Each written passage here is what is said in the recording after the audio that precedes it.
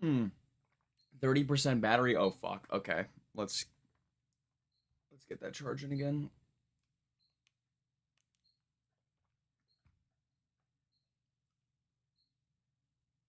Hey Mike, what's going on? Congratulations on being the first person here. I started less than a minute ago. That's pretty impressive.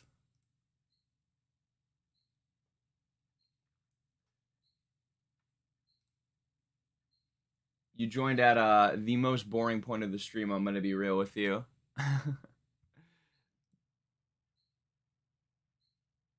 All right, let me change the thumbnail. I'm so sick of this. Oh, file over 2 megabytes. That's not enough size for a new thumbnail. There we go. All right, it's updated. Low-key taking a shiz right now, and I got the notification. All right, well that's a little TMI, but I hope it goes well. Don't forget to pinch it off.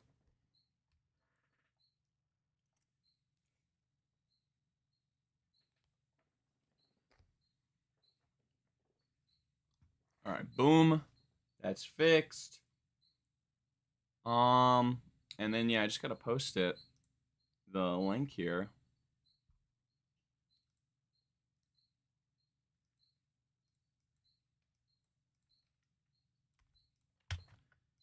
And of course, our favorite, the arrow emoji. Oh, it's so good. And you post a link with it. Oh man, it's like crack. You just see that arrow and you're like, oh god, I gotta click that. There we go. And then we'll do the actual video link as well.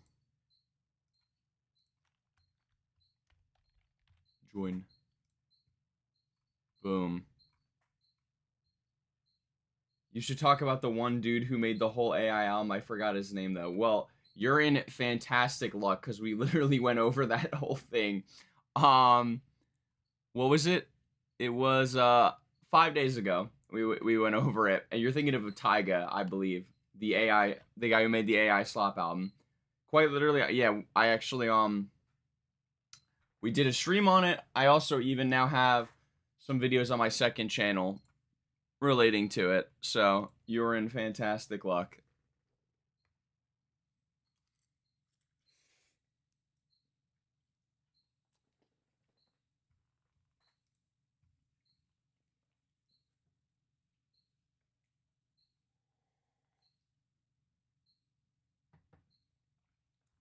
Yeah, you're thinking of Starface by Tyga.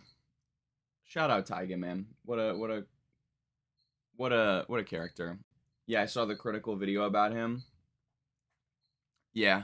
I figure that's where most people heard about which I mean, you know, that's good I guess that he did that video, right?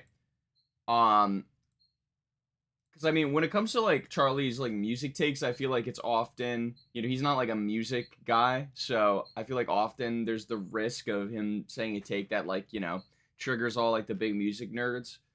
Um but I don't know. I mean, yeah, I think it's a pretty easy situation to have the right take on. You know? So, not too worried about that. We are actually though going to talk about another artist that has recently, you know, gone for the AI Glaze session, which, you know, perfect transition here. And I think I guess we might as well get into it right about now. I've got everything set up. DRE. Another boomer has fallen for the AI slopaganda machine. Dr. Dre says the only people who see AI as a threat are those who, quote, have trouble creating. Oh my god, man. This, like, another one bites the dust. Truly. Also, apologies. I have, for anyone just joining, I have food and drink today. If I ever die, don't play Detox at my funeral. Well, you're in luck, Trav Z. I don't think it'll be out by the time you die. I don't think it'll ever come out, actually.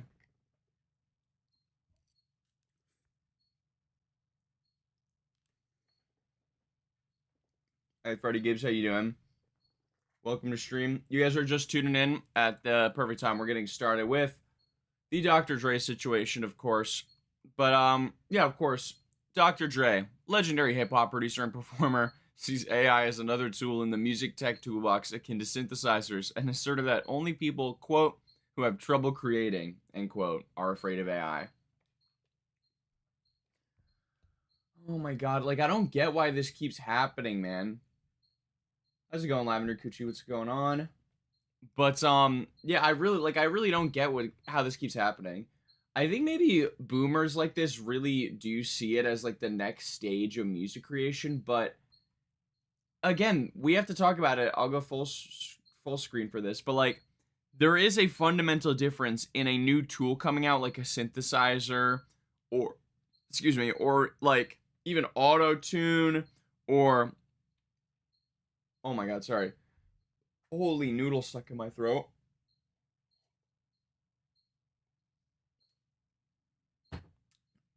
Hey, I can't do that, huh? But yeah, like I don't know why this keeps happening with like these old ass producers that think this is like gonna be the next stage in music creation when like in reality it's just again it's doing everything for you, right? I wish it ended with Timbaland. Yep, the Timbaland one especially made me really sad. I think right the Alchemist even did the AI cover. I don't know if he's done any AI music yet though, but I know he's kind of pro AI. Is this the new singles reaction? Yes, yes, we're gonna be doing a lot of new singles today. Or not that many, but we've got a lot of singles today. We've got a lot of new singles today, some new singles, and then the new series that we're gonna be doing after that also features certain singles. It'll make sense in a second, I think. Let's see. What else in here? There was another quote. The I have trouble creating. Okay, here we go. More into what Troy said. Also, apologies. I'm gonna like highlight it. I don't know why it's so light, the text, but kind of strange. I had a discussion with people a few days ago, Dre said. They were against AI, and I'm like, okay, you sound like the person that would have been against the drum machine when it came out. Or synthesizers, right? It's a new tool for creativity. Some people are afraid of learning new things. Again, you're not learning anything when you're making a fucking robot make the song for you. All of these things that you described, the drum machine, yeah, is a form of an instrument. A synthesizer is an instrument. An AI tool then makes the song for you is not an instrument. There's no creativity there. It's a completely different medium of art because you're not actually making music. You're writing things to get something else to make the music for you. Does that make sense? I mean, I feel like everyone in chat here, I feel like we all have the same take. I would be very surprised if there's anyone that's like super pro AI in the chat right now. AI is not an instrument. Cupcake's Vocaloid is more of an instrument than AI will ever be. Absolutely. I had a tape out of my... Wait. I had a tape out like a month ago, but I didn't want to tell you... Oh. B-tape. Or not B-tape, mixtape. I see what you're saying. Sorry, I got confused. Hey, congratulations on releasing the tape. No AI, I'm assuming. Hopefully.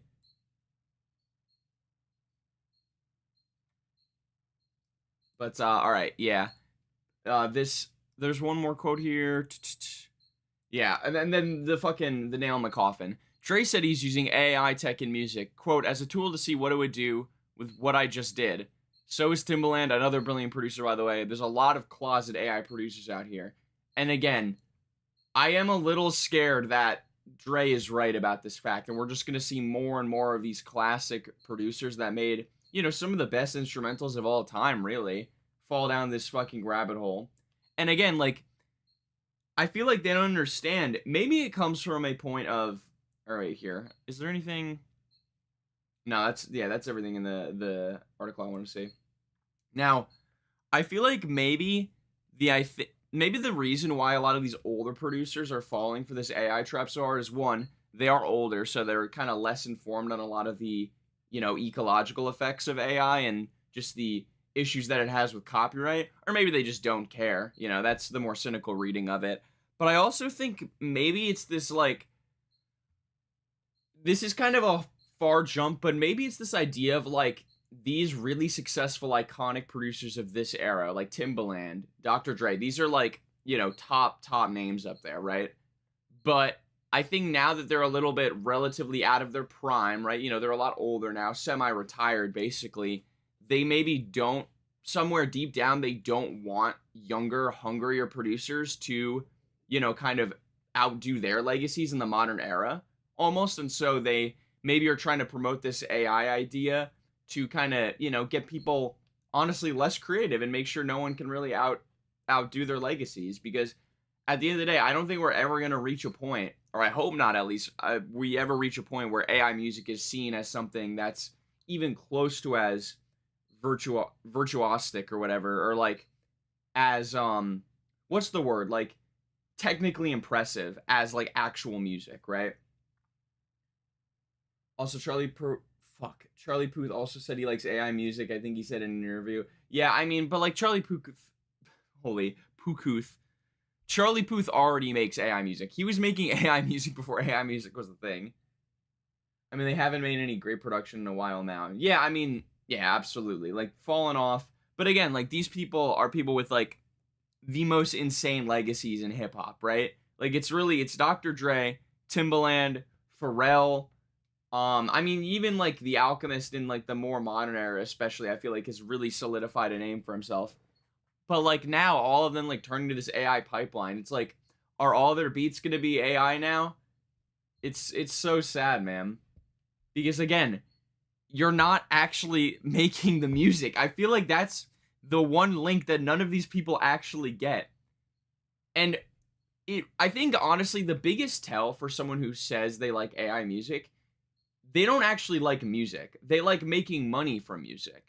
Because they see music as a means to make money. They don't see music as its own art form. They don't make music for the sake of making music because it brings them joy.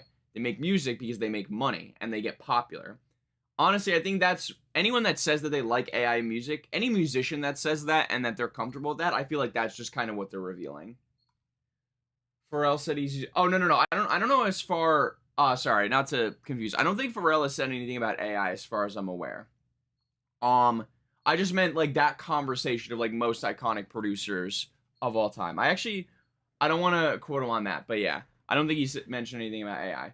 Pharrell has, some of his own cans of worms in the more political field that, is not the conversation for this live stream, but yeah. No, not I just meant like the upper echelon of producer,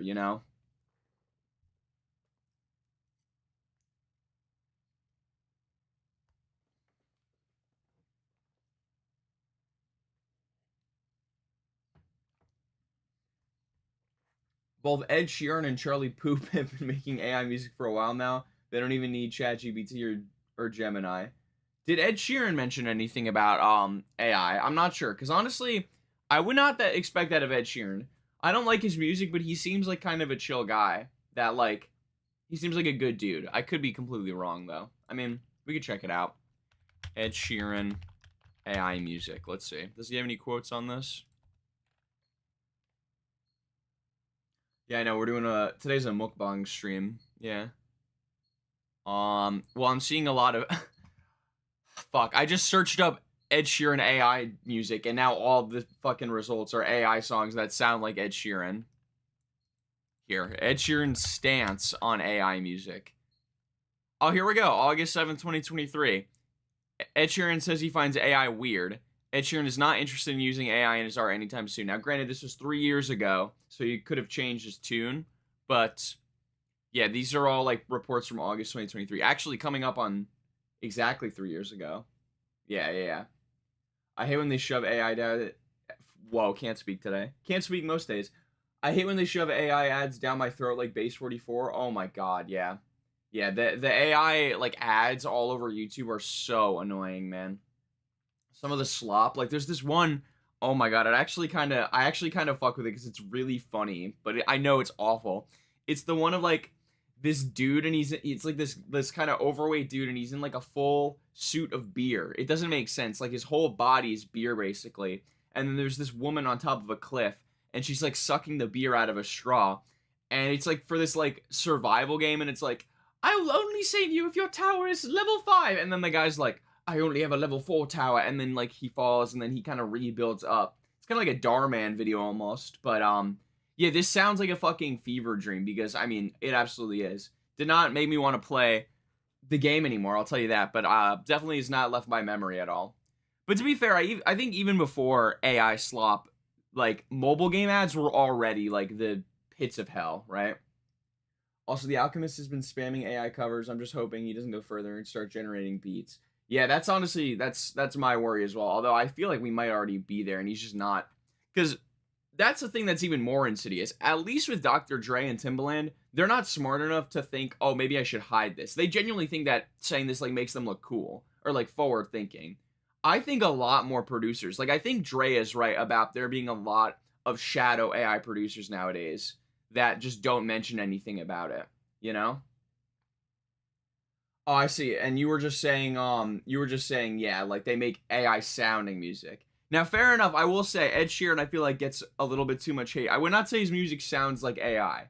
I think it's pretty boring, but I honestly think that Ed Sheeran does have a select style.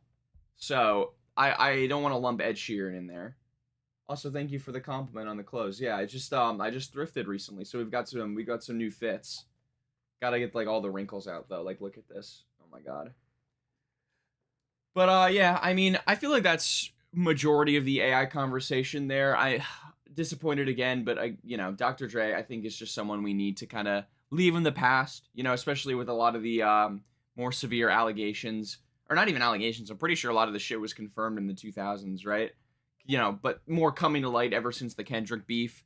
Yeah, never meet your heroes. All my heroes are cornballs. Moving on.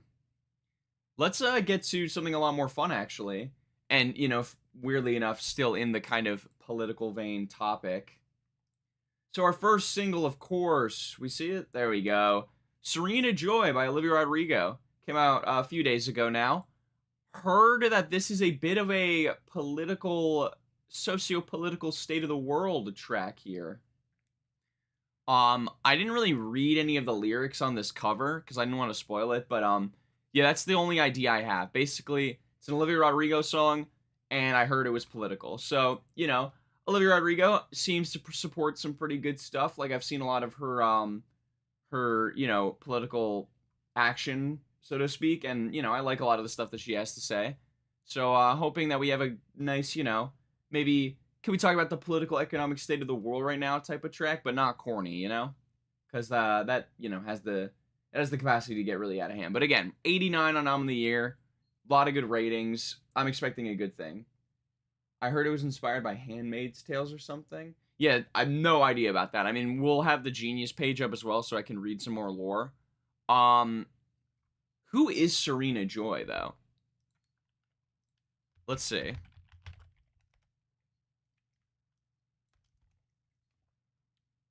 Oh, yeah, Serena Joy. From The Handmaid's Tale. Okay, yeah. See, I knew nothing about the Handmaid's Tale, but yeah. Okay, so named after a Handmaid's Tale character. Got you. That makes sense. Okay. Let's go full screen here. Yep. Boom, boom, boom. And yeah, let's just get started with the first single then. Got a few other singles to check out as well, but yeah, we're gonna start with O-Rod, given she's in the thumbnail, of course. All right. Olivia Rodrigo, Serena Joy. Let's go.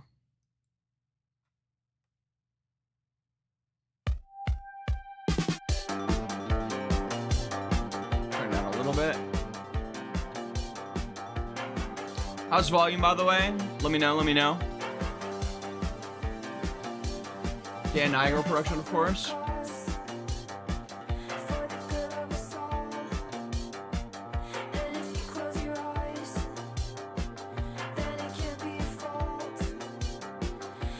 Alright, so right off the bat, I'm reading this annotation here, because also I know nothing about The Handmaid's Tale, so let's see.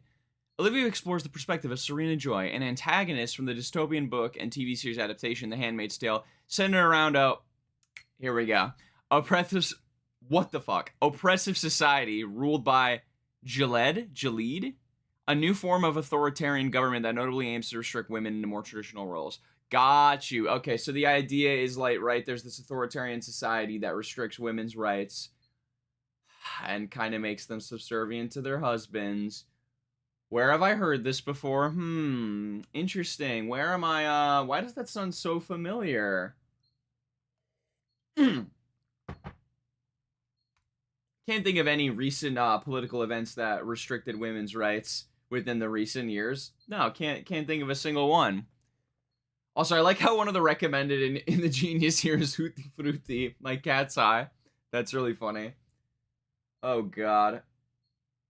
I never thought that Olivia Rodrigo would go political, especially with this pop look. You know, I do. I mean, we'll see how, like, really deep in the weeds she gets into it, because I've heard, like, even things that there's mentions of, like, you know, Gaza, even, like, direct critiques of, like, capitalism and, like, you know, I mean, it's one thing to critique the current administration. I think it's another to actually critique, like, you know, capitalism as the root issue. I'm curious how far to the left we're going to swing here, but, yeah, I know Olivia Rodrigo has always been very strong when it comes to women's issues. Like, she's been very openly pro-choice, you know, of course, all the misogynistic gross shit that the current administration does. She often speaks out about it, very anti-ICE as well. I've seen all this. So yeah, I'm expecting, yeah, a very, very left-leaning, politically charged song here. I'm just curious how left she's gonna go, considering what you said, her status as, like, one of the biggest pop girlies in the world right now. You know, that's not an easy position to be in. And also be a leftist, you know?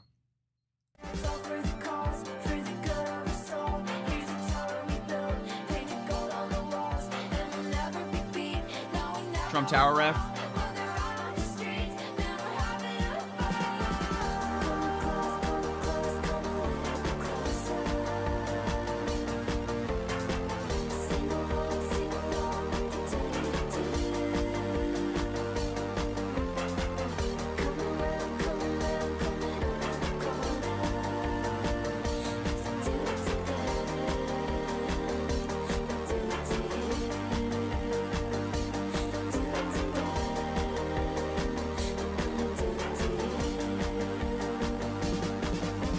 Alright, very weirdly haunting chorus, honestly. I like it, pretty catchy, but this ending here, if they do it to them, they'll do it to you. Obviously, you know, referencing the classic, what's that? I don't know where it comes from, but it's like the, first they came for the communists, but I didn't speak out because I wasn't a communist, then they came for the blah, blah, blah, and then finally they came for me, and there was no one left to speak out for me. Basically, this idea of, like, you know, the authoritarian regimes, right, they don't stop at prosecuting and destroying the lives of just the minority outgroup. Eventually, you know, as power continues to centralize and expand within the top echelon of society, everyone gets fucked.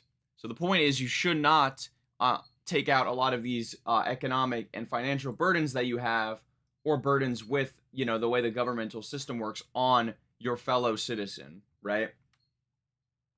I mean, hopefully more artists come through, because we're the Nina Simones of this era. Yeah, I mean, honestly, absolutely. I feel like, I don't know, it's tough, because I you know, I wasn't alive back in the 50s, 60s, so I can't speak to how politically charged a lot of music was. But I mean, like, we had shit like, you know, I mean, not that this is 60s, but, like, just the past. I feel like the past, we had all of these major, like, political statements in these bands, and, you know, people making their policies known was pretty common. But I feel like nowadays a lot of people try to play the apolitical, like, oh, you know, I don't try not to get involved in politics kind of card, especially, like, being as a famous musician, which, like, you know, I get it, fair enough, but I feel like that is, like, regardless of how I feel about that, it makes people that do come out and speak about issues like this, it makes me respect them a lot more, because you didn't have to make a song like this, right?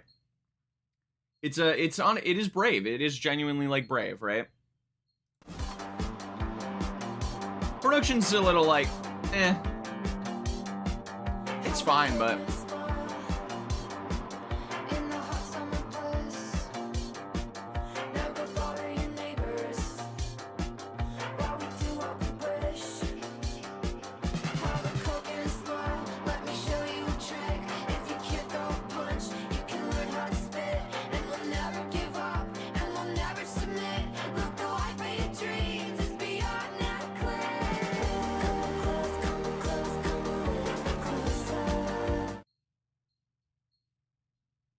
yeah, I mean, so, like, it's tough, because I feel like the verse, I don't know, I don't want this song to, like, be carried by its political messaging, right? Because the verse, I don't know, it feels like the melody isn't too crazy, and again, production is so standard for Olivia Rodrigo here.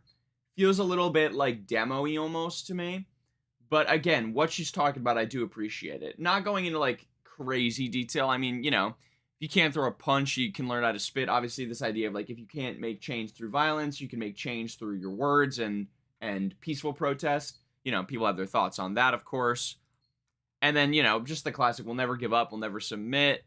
And then obviously also in here, the go bother your neighbors while we do what we wish. Obviously kind of getting that idea of like, the people in power up top are kind of creating all these cultural issues for people to, pretend to get mad at. So they turn on their fellow neighbors and stuff. Instead of blaming the actual people in power, using your neighbors as a scapegoat, essentially. And again, it's very simply worded, which I expected from O-Rod. Not really getting into a lot of specifics yet, but again, it's an ultimately good message, so I'm not gonna, hate too much.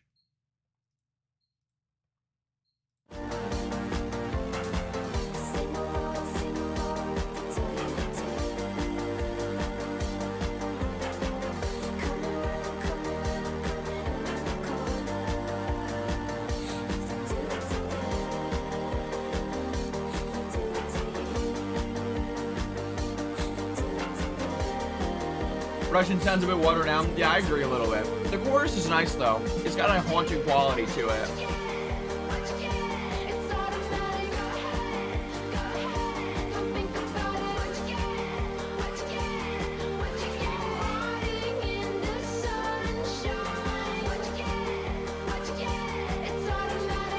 Are you listening to the new Troy track? You actually just reminded me that the new Troy Sivan track did exist. Yeah, we'll add it to the list. Thank you. I completely forgot about the new Troy Sivan. We'll give that a listen as well. But yeah, the annotation has the poem, First They Came. It's like, first they came for the communists, but I didn't speak out. I was not a communist. Then they came for the Jews. I did not speak out because I was not a Jew. Then they came for me, and there was no one left to speak out for me. That's the idea. Also, I like this line. Did we get to it here? The rotting in the sunshine part. Kind of just like a flipping like this like American dream idea on its head.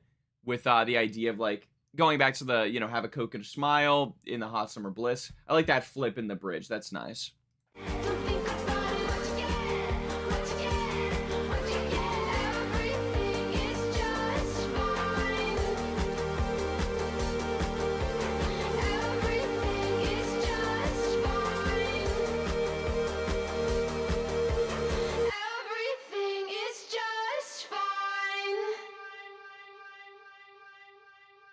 Okay.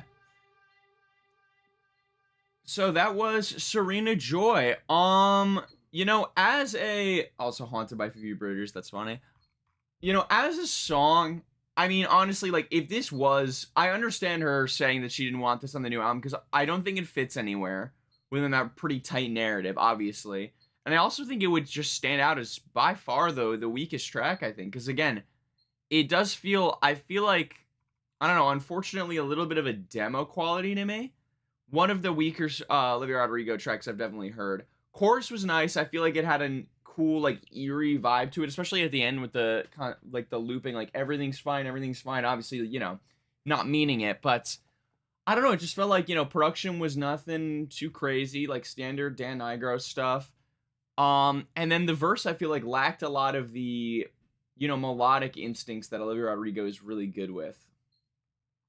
I find an artist to be experimenting with their sound, then go political. Only issues the production. Yeah, I mean... I find an artist to be experimenting with their sound, then go political to be more brave. Yeah, I mean... Yeah, I don't know if it necessarily needs an experimental sound. Like, I just wish that we had... Like, there's nothing wrong with having, Dan Nigro produce it, right?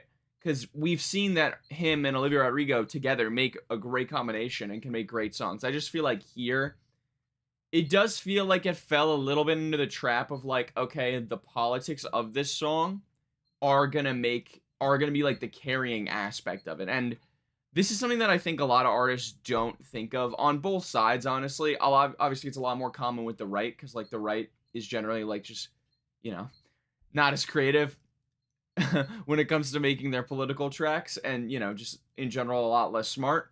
But yeah, like even with a lot of left-wing politics tracks, there's this idea of like, okay, well, the politics of the song are going to be the main reason people come to it, and then I think that makes artists certain artists think that they can kind of just slack a little bit more on the actual sound of it, right? Because they're like, oh, this song is an important message. It can carry itself, and I can, you know, kind of focus my energy into just that message and not the actual elements of what make the song, right? Like, what's a good example of this? What's a really corny, like, left-wing song? Because I don't want to just use all, like, right-wing songs, because that's not fair. Because I would say it could be, like, oh, the Tom McDonald's, the fucking Adam Calhoun's, what's that other guy? The Forgiato Blow guy that does the MAGA raps. Like, all that shit, right? We all know that that's ass. But even, like, dude, what's a good example of this? I swear to God, there are other examples of this. Does anyone, like, know what I'm trying to say in chat?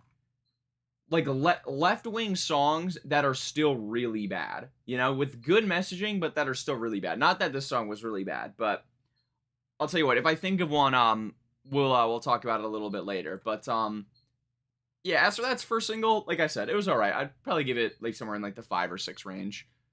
Let's move on to the next single, though. What do I have next here? Let's hit this one next. We got, let me go back to album of the year real quick. Next up, we're gonna do, this one is gonna be quite the pivot. Netspend, our boy, Netspend. New track, Sober, here. From what I understand, basically Netspend recently got sober, which, you know, is, you know, that's great to hear.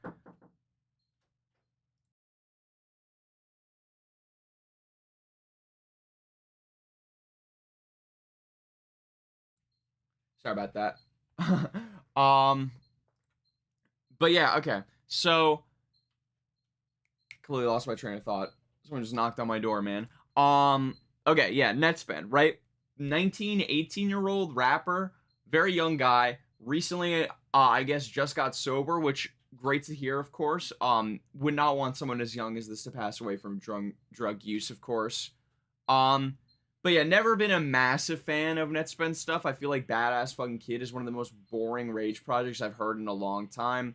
Early Life Crisis, I heard some songs on that. Production was a little bit better, but still, I feel like Netspend's delivery is, like, fairly boring. This apparently has, like, a cloud rap and, like, plug tag, so could be potentially interesting. And, of course, given the song topic, I could think that maybe this is a little bit of an evolution in sound here. So, yeah, we're gonna get started with it just shortly. Let me read these, some of these messages here. Only the Young is a terrible political song. Wait, I think I've heard of that one. This is my complaint with a lot of this type of political music, is that it sounds so phony and fake, just trying to be agreeable. That's why I wasn't a huge fan of Crybaby, since it felt like that.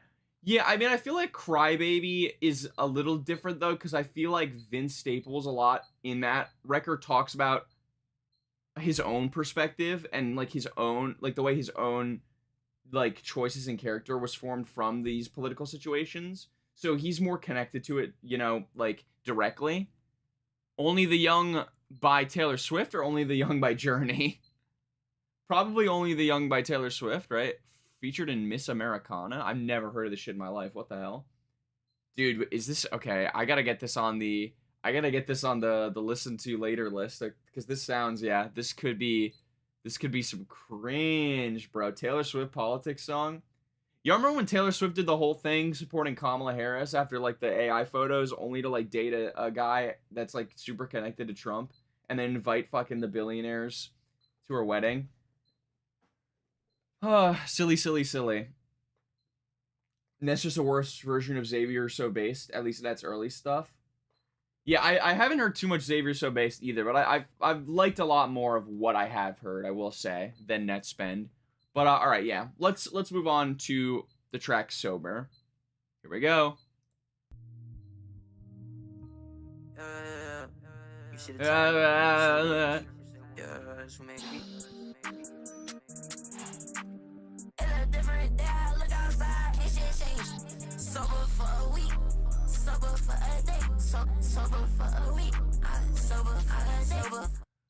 Okay, I forgot to put the Genius up, so I'm gonna do that real quick.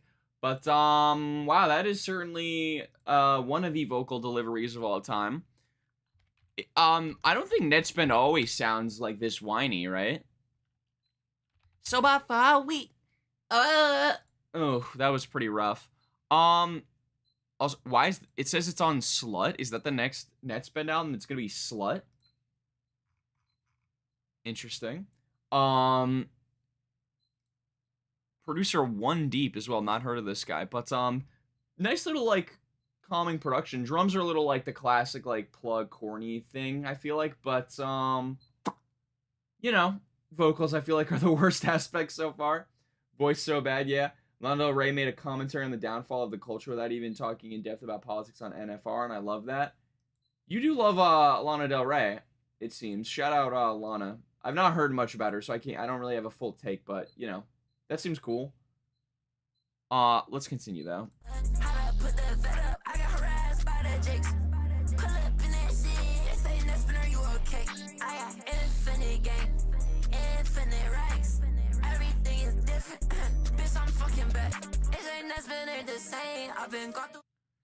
On July 13, 2026, Netspend was pulled over and detained by police for speeding. He was driving a red Corvette at the time. Interesting. Shrooms, what you suggested me to? I'm sorry. We had to listen to... Like, I was expecting this to be a little bit more of, like, an artistic evolution, given the title, and, like, you know, the massive change from, like, being seemingly addicted to, like, a lot of hard drugs at such a young age to now being sober. I hope we get a cloud rap... I'm assuming that means Renaissance. I hope we get a cloud rap Renaissance where dudes like Sick Boy Rari and Space Go Perp sounds come back. Yeah, I mean, honestly, I feel like cloud rap right now, it's like a better secondary genre. Does that make sense? Like, I feel like artists that are already established, not cloud rap artists, playing with certain cloud rap sounds is the best, like, that best way to get cloud rap tracks out of, you know? Oh, wait, Norman fucking Rockwell is what you mean. I see. Yeah. I understand. Okay. That makes more sense. I don't know why when you said NFR, you were talking about NFR podcast for a second, and I got a little confused. So much pain, got through so much pain, so much pain. Burn out in the rain. I say, brother, I'm too insane. They got a seizure from my chain. I'm at Caesar's Palace Day. I can't even play the game. I set my life again. Alright, that is a funny line, because he literally isn't 21, so he can't even gamble legally. That's pretty fun. Don't do drugs, your voice is going to turn into that. I don't even know if it's like, I don't want to even think it's drugs that have, I think he's doing a, like, kind of a weird voice like that on purpose, honestly. I just don't get it though, too. Because, like, isn't the appeal of Netspend tracks, like, the hard, like, you know, blow your brain, that's not a good saying. Like super hard, like, distorted 808s, like, crazy, just, you know, going insane rage music, right? That's the appeal of Netspend. So when he does, like, a slower, more melodic, almost, cloud rap thing, it just does not... I feel like it really overemphasizes how weak his vocal delivery is, you know?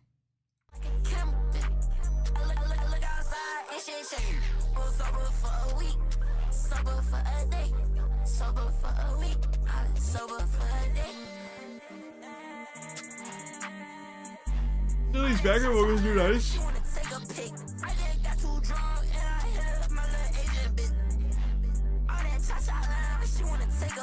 Why he's still in the Cardi whole lot of red verse voice? Dude, I don't even know if this is the Cardi voice. This is like its own entity, because the Cardi voice has way more like aggression. This is more just like, I don't know, dude. I actually don't know. How would you guys, like, it's a little bit Cardi, of course. It's also like maybe a little bit of Young Thug in there even. I mean, obviously I think Young Thug inspired Cardi's voice style, and we'll talk a little bit about Young Thug later.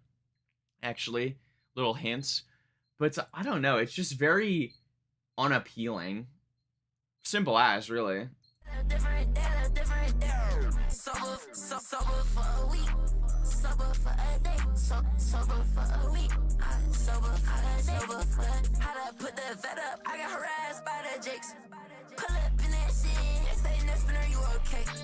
This is like a repeat of the last part, by the way. The Cardi baby voice? I don't even know if this is the baby voice. It's not even high-pitched enough to be the baby voice. Because, like, the baby voice... Forgive me, by the way. I'm about to do an impression. But, like, the baby voice is more like... Like, but this is not even that high. Which is crazy. Isn't Young Thug on Early Life Crisis? Maybe. I don't know. Osama-san, YBN, not YBN. Oh my god. NBA Youngboy. YBN is the old Corday like group. Yeah.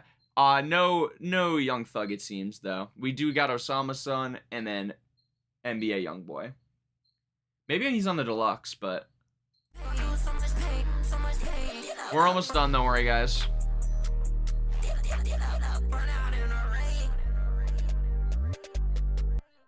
There we go. Thankfully not too long, but man, that was pretty rough. I'm gonna give that like a 3. No, probably a 2, honestly. There was like nothing enjoyable about that song except maybe the production moments. His voice sounds like a K-pop artist trying to do a Western rap voice. That actually, you kind of hit the nail on the head. I actually think that's a good ass comparison there. But yeah, I mean, I still don't. I got a friend that's really into Netspend and a lot of these like other Rage artists, and like I get some of his picks, right? Like he really likes Che. I understand the appeal with Che and like Osama-san and all that. But like Netspend, I just never got. It just feels like he's always 3 steps behind in terms of like how derivative his sound is compared to like the people that are pushing the boundaries of Rage, right? I do mess up Youngboy and Young Thug so many times. No, I didn't even. Yeah, but I didn't even mess up Youngboy and Young Thug. You mentioned Young Thug, then I saw NBA Youngboy, and then I said YBN. About to say YBN Corday, or like YBN Namir. I do miss that era. Y'all remember when Rubbin' Off the Paint came out? Is that what that song's called? Right?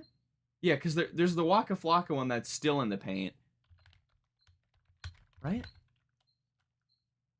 No, Still in the Paint is the Denzel Curry song. Wait. Waka Flocka. Sorry, this is completely unrelated. Hard in the Paint. Yeah, and then Rubbin' in the... Yeah. Come on. I know what I'm talking about. Rubbin' Off the Paint. There we go. God, why did fucking some songs have to have the exact same name, basically? I got a laugh out of it, so I will give it a 1. Fair enough. No, but I genuinely think production wasn't that bad. It was kind of spacey, kind of fun. Drums, I just was not a big fan of, but, like, there was something there. I think that was enjoyable. Like, give that to, like, Six Dogs. I feel like there could be something cool. RIP Six Dogs, by the way. Alright, anyways, next up, now we've got one that's a little bit more fun. Pretty excited about this one, honestly. Kind of mixed, actually, which fitting, giving the song title. Let me also just close out these tabs here. I'm also going to get the Troye Sivan one ready next. But next up, we got Rex Orange County and Daniel Caesar linking up again with Indecision. Love this cover, by the way. Just them just chilling in a boat in the mountains. But yeah, so I'll talk about this a little bit. I had a massive Rex Orange County phase around like 2021, 2022, right? I got really into Pony, the album from 2019. Then he dropped Who Cares, his next album. I was bumping the shit out of that. And yeah, I became a really big fan. I like Alex's stuff a lot. Of course, then there was that allegation that happened recently, which I believe was disproven like right after. So that did take me out of listening for a while because I was like, oh, let's see where this goes. And then, bunch of real like legal stuff and then allegations. And I was like, let me dial it back a little bit. And then, yeah, haven't checked out as much. I feel like his most recent album wasn't my favorite, but there's still some cool stuff in there. I'm a big fan of the guy's voice. Daniel Caesar, not so much. I listened to Freudian. I thought it was like maybe just kind of dated because it did come out in like 2016. But honestly, for like an R&B neo soul project, I don't know. It just felt really derivative, honestly. I did not listen to the new Daniel Caesar either. Maybe I'll check that out though. But yeah, Indecision, we got this new track here. Pretty good ratings, only 136, but we got an 83. Yeah, relatively excited for what we're in for. Also, 3 million streams already is kind of nuts. When did this come out? Oh, it has been out a week, basically. So, yeah, never mind. Not that crazy. But yeah, we'll give this a spin. See what we're in for. Wait a minute, you're telling me that there's guitar on this song? Who would have thought? Only know Daniel Caesar through the FKA Twigs song? That is kind of crazy. Let me know. Let me know. Is it getting to that time for me to go? stuck. This is Rex Orange County, by the way, for anyone that doesn't know. If I leave, would you collapse or keep on living? This chorus. Hanging on to feel. And now I got Daniel Caesar, of course. I will say this. All, you know, criticisms of Daniel Caesar's stuff, he is a great singer. He does know how to carry a tune. And I honestly, their link up is quite fun. I know they have some tracks together as well. Like, they had that single art where it's, like, both of their teeth, and they're, like... Right? Yeah, so... I do like their chemistry here. Listen to Daniel Caesar's latest album when it came out, and I genuinely cannot tell you what it's about or remember it. I heard it was pretty good, actually, you know? Maybe a little bit, like, came and went, but I heard it was pretty damn strong, you know? I just didn't want to check it out, because, like... I do know that there are some rumblings about... And again, I love how I was like, oh, we're not going to talk about politics in this stream. And then, like, every single song is, like, somewhat political, except fucking Netspin. But there was, right, some rumors or allegations that he's a bit of a Trump guy. Like, he liked some, like, weird kind of immigration posts. And I know he's had, like, some flack for that. I don't know if he's ever made any positions clear, but there is, like, murmurs, right? So, felt like they need to address it. I guess hearing that, I never was, like, super... interested in checking out his stuff, you know, and especially because I wasn't, like, super impressed by what I did here, but, you know, neither here nor there, right? Liking this song so far, for what it's worth. Can't let them go. You said you'd be with me for all time. We were naive, we were young, we were green. Now that we're older, it's harder to believe I'd find someone new to put up with me. You slipped right through my fingertips, fell from my arms into his. What a son of a bitch! Oh God, I'll have to sabotage.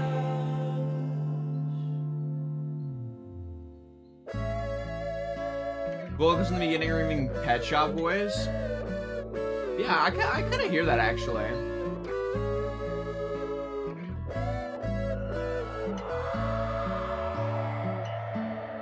Let me know.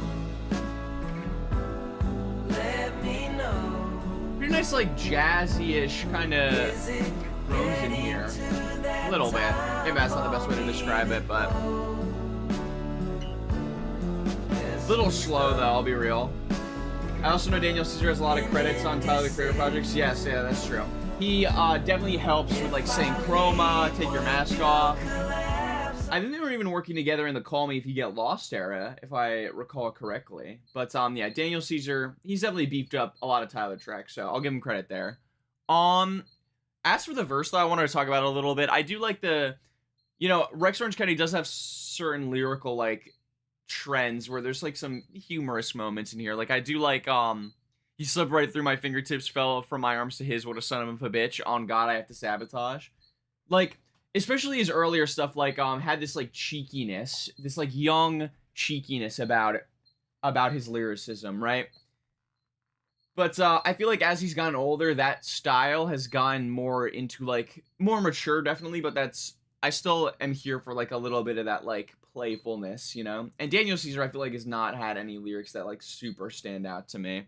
So, but as for a tune, you know, it's a relatively nice tune. I'll keep on living. Ran amok. Really just too slow for me, I think. I should have listened.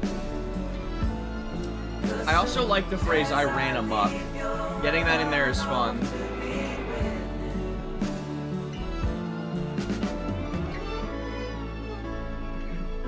Nice strings at the end. Shout out Benny Sings. I don't know if it's him, but that's a guy Rex Orange County has worked with a lot and does a lot of strings. Okay.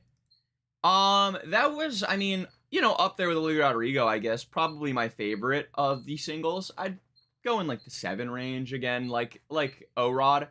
nothing that blew my mind or anything. Nothing that like blew my stack, as they say. But you know, nice, relatively catchy, charming little tune.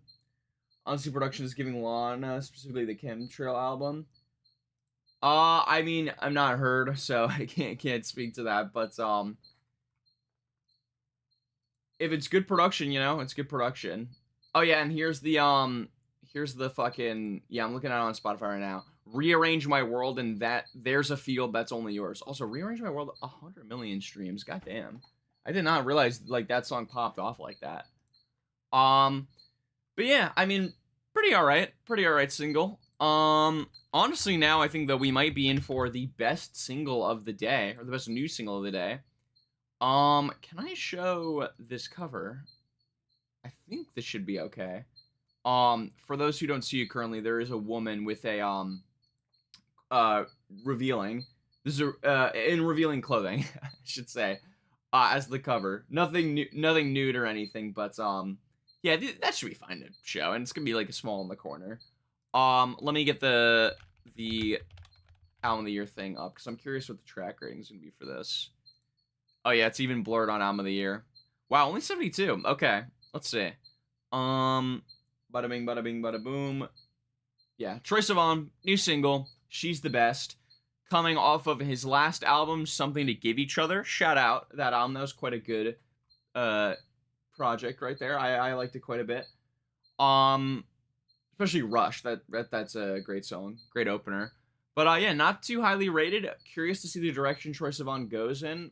Maybe a more of a house thing like he was doing with that previous album. I'm seeing indie pop, trip hop, spoken word, chill wave. Very confused, but I guess we'll see what we're in for. 4 minutes as well, a little bit of a long song. Let's go.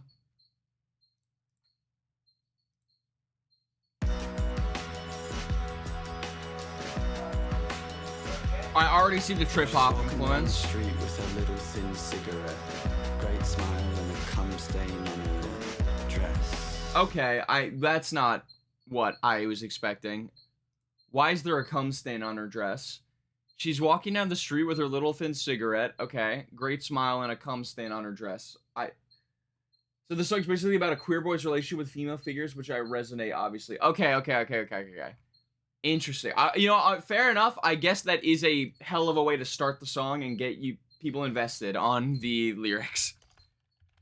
Let me get it up as well. On Genius. I guess I should have expected it was going to be relatively gay. Cuz it's Troye Sivan, right?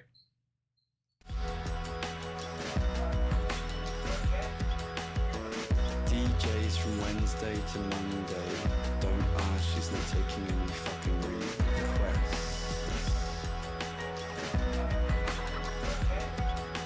I really like the drum pattern, I'll say. It gives the track like a nice and this is common within trip hop stuff, but I feel like it's got a great pace. Like it feels like I'm walking on the street, you know, with this drum rhythm. Like I'm kind of like, you know, and the world's like kind of rolling. It's like one of those like where you can see the world spinning, right? And yeah, I get the spoken word idea. Obviously, he's kind of going with the spoken word more delivery in this intro, at least. Also, oh my god, spoilers. We got some background Charlie XCX vocals on the chorus. God damn it, I got spoiled. But yeah, Troye Sivan, Styles Fuego, Jack Antonoff, and George Daniel. Oh yeah, George, Charlie XCX's husband of the 1975. Yeah. Quick drag, a rouge cheek, a blush lip, eyeliner and a waterline. It's contour on her tits. Little explicit. Night owl and somehow an early bird. She kind of just stays perpetually tired. That's a good line. I like that. Night owl and somehow an early bird. She kind of just stays perpetually tired. That's how I think of myself, if I'm being honest. I used to say, oh, I'm a night owl. You know, I stay up. Now I can't stay up past like midnight without being like, oh, I want to go to sleep. And then when I wake up, I'm like, oh, but I don't want to be in the morning. But I also want to be up in the morning because I want to get a lot of shit done. But I don't feel like I'm a morning person or a night person anymore. So yeah, now I'm just also perpetually kind of tired. I also really like the production. I agree. You can hear the Charlie XCX as well.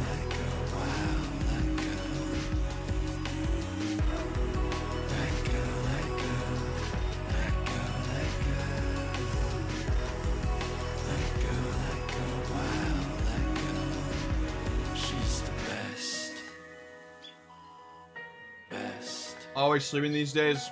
Real as fuck. Share house, a housemate's a best friend. Sometimes they might share her boyfriend.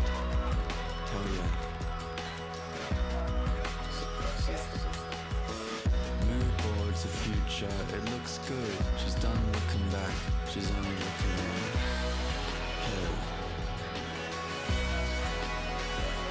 Guitar in here's nice as well. Funny, can fight. She always knew she had something special inside. I'll be honest though, I feel like the spoken delivery probably should have ended after the first verse. I would like to see more of a like actual kind of singing cadence here, right? I mean, the She's the Best like bridge, or excuse me, the not the She's the Best bridge, the That Girl chorus. I read the wrong thing on Genius, but it's alright, you know, with some of the Charlie XCX vocals in there, especially to beef it up, but I feel like, I don't know, I feel like it's not, it almost is not enough of a song, so to speak, and too much of like a story, you know? I just prefer tracks that have better balance, like the narrative elements and the actual like musicality of it, I guess. But again, this is certainly my favorite so far. I really like the production, and there is like something to be said about the lyricism as well. Definitely the most lyrically interesting so far. Except, you know, Net's been like, you know, crashing his Corvette or whatever, and he's sober now. That was pretty awesome. She takes down an incel on the internet. W. When she needs just a little unwind.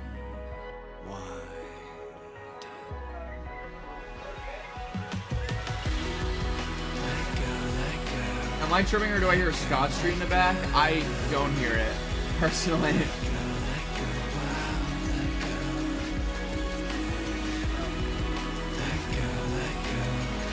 Interesting first single, too. You know? Feels like maybe more of a deep cut.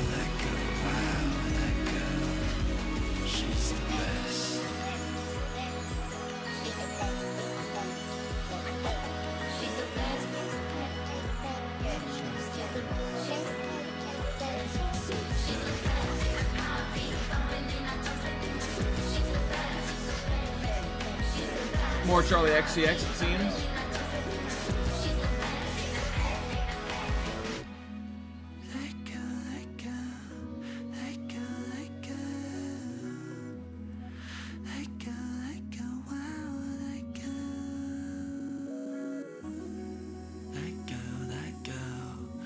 And you know what? I will say it's a sweet message, you know? I do like a lot of the, you know, obviously it's explicit and kind of gets you, it kind of hits you without warning, the come on her dress line, but I will say I do appreciate that this is essentially just like a tribute letter to all of the badass important women in Troye Sivan's life, you know?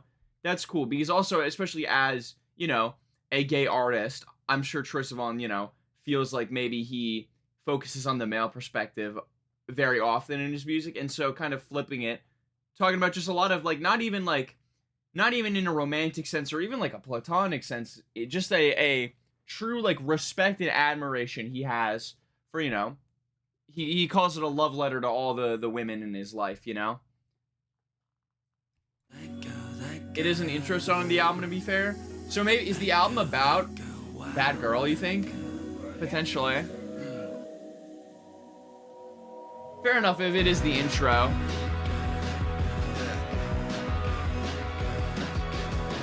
Oh, now, yeah, it like does kind of take on like an indie pop section here. Interesting.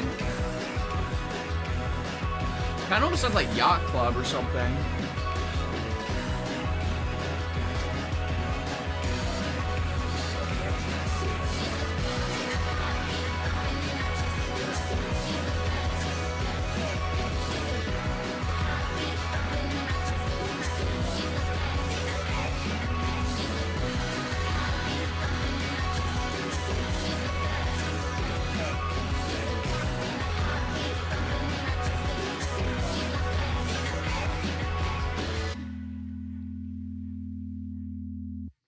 Okay, not bad. Yeah, that was pretty damn strong. I liked after the beginning, you know, kind of jump scared me with the line.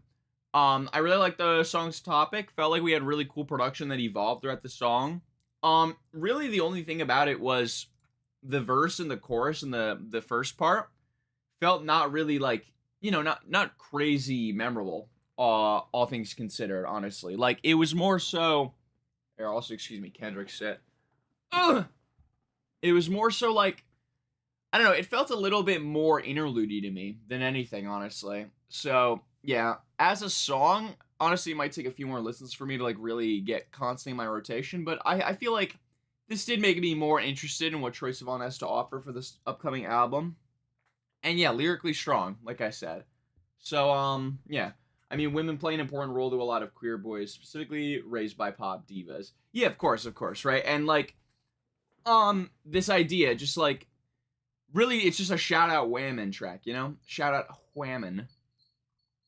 But, yeah, that was pretty strong. I would feel like maybe, like, 7 to 8 range, dare I say. Like that one quite a bit. Definitely my favorite of the 4 singles we listened to.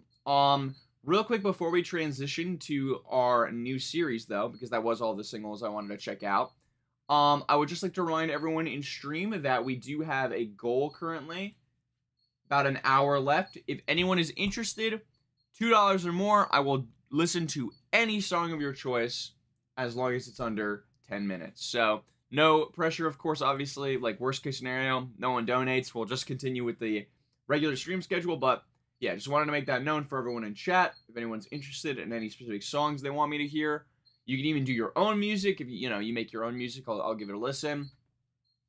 But yeah, just figured in case anyone did not see that. But let's get to our next video topic. This is going to be a lot of fun. I can't really, I guess I can pull it up here. Yeah, okay.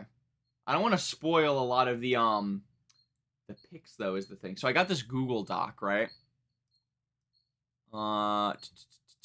Okay, but here's what I'm going to do. I'm going to highlight all of the pics that we're doing today. Oh, I didn't even realize that's down there. Okay. Boom. All right. Technical difficulties. This is really embarrassing. Boom.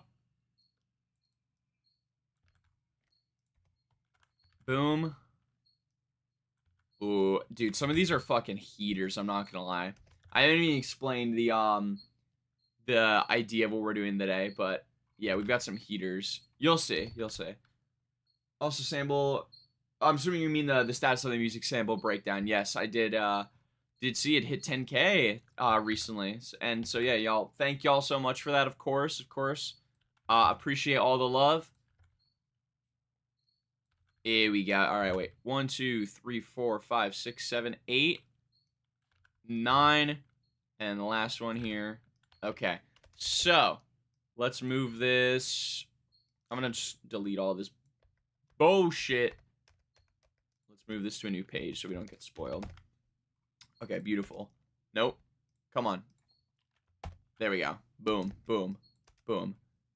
All right. And then let me see the framing here. Yeah, it should be fine. Oh, yeah. I also moved my face cam, by the way. I didn't mention it, but yeah, I moved my face cam. Let's make this a little bigger, too. So, here we go. Welcome to Wadib. New series, baby. Wadib. Called Who Did It Better, baby. Here, wait. Let me get one on just full screen. Welcome to Wadib. New series, baby. Who Did It Better? Alright. That was it. Basically, what we're going to be doing is, you know how certain songs have maybe the same name, the same sample, maybe the same song length. Songs that have something in common. Something that is the exact same that link them together. And we're going to find out, between those songs, who did it better. First off, the easiest one in the book. Everyone can understand this, I think. Songs with the same name. They're songs where the title is the exact same. Very simple. We've got 10 here that we're going to be going over today, and after every single one, we're gonna vote on it in chat. You guys are gonna decide which one is better. Obviously, I'm gonna come up with my own take about which one's better because I have some opinions already. And yeah, it's gonna be a good time. Probably a stream highlight we will also see on the second channel as well. And yeah, so we'll also do soon enough. This will be the next episode. We're gonna do songs with the same sample. Woodib episode of that. Also, yeah, shout out Woodib, because I feel like who did it better? Sure, that's common, but like, everyone calls it that. Woodib is genius. Fucking, is that not the best name for a series? Wadib. Wadib. Like, I literally couldn't stop saying it to myself. So, okay, let's start, because this is not the order necessarily, but we've got After Hours AJR versus After Hours by The Weeknd. Best Friend by Doja Cat and Saweetie versus Best Friend by Rex Orange County versus Best Friend Young Thug. That's a three-piece, so we're going to decide which one's the best. Come Together Spiritualize versus Come Together The Beatles. Cry For Me Magdalena Bay versus Cry For Me The Weeknd. Dreams Fleetwood Mac versus Dreams by the Cranberries. Very excited for that one. Gold Brockhampton versus Gold by Derby. Lost Boys Death Grips versus Lost Boys Phoebe Bridgers. Of course, we talked about this one last stream. Solo Frank Ocean versus Solo by Future. Sticky by Drake versus Sticky by Tyler, the Creator. That's going to be a fun one as well. And then finally, Tell Me by Two Hollis versus Tell Me You Want It by Underscores. Obviously not the exact same title, but basically the same thing, right? So, yeah. Let's start... You know what? Fuck it. Let's start with the AJR one, because that is really funny. There are a few on here that aren't even close. I'm going to be real. Those are more for comedic purposes. We've also, I don't want to spoil it, but yeah, we've got a bunch of these up here that we'll be going over in probably a future Songs with the Same Name Who Did It Better. God, not AJR. Yep. We're voting. We're doing AJR first.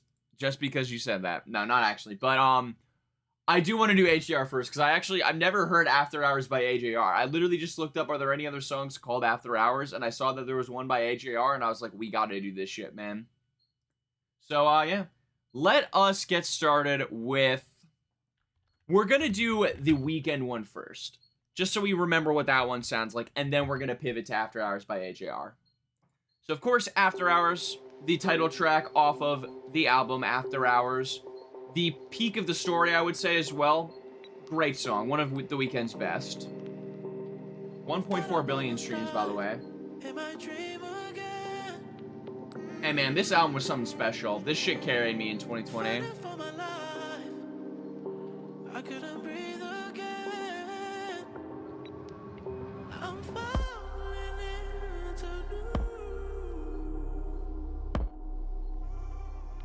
We've all heard this album, I'm assuming. I'm gonna be honest, I still haven't listened to that album. Yo, that's crazy. Alright, you've heard Blinding Lights, though, I'm sure. I mean, that's the biggest song on it, to be fair, but... This album is so fucking good. This is up there with House of Balloons for me as the best Weeknd album. Such a great story. Really mature, like, mature level up in production and songwriting ability, man. Like, without this album, we would not have the modern Weeknd as we know him, you know?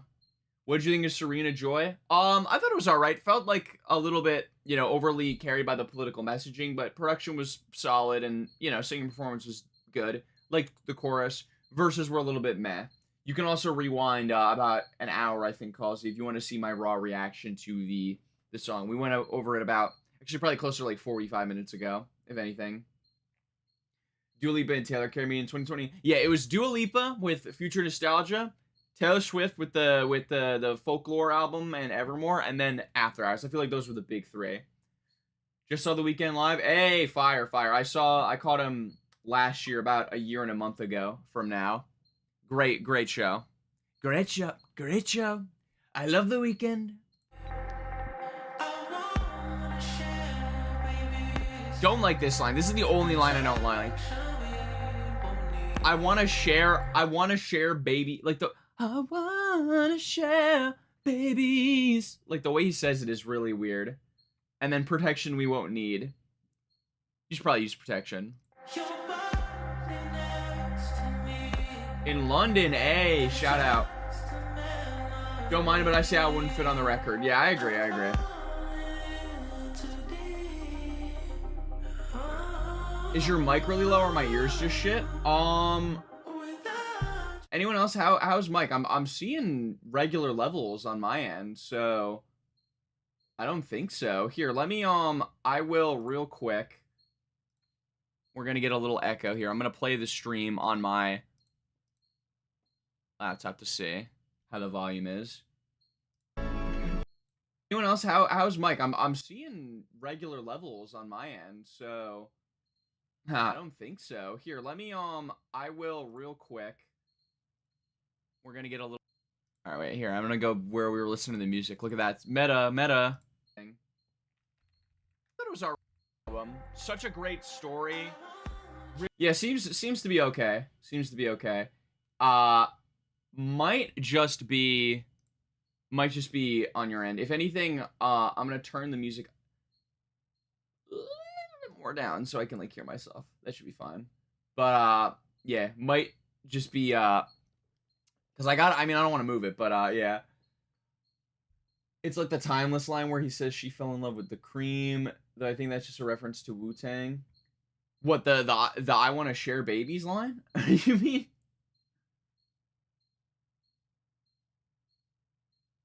What line are you referencing?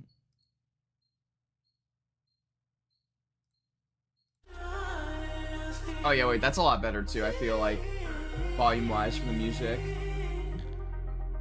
We also haven't even gotten to the song's fucking drop yet, man. Just wait. I'm yapping too much about it.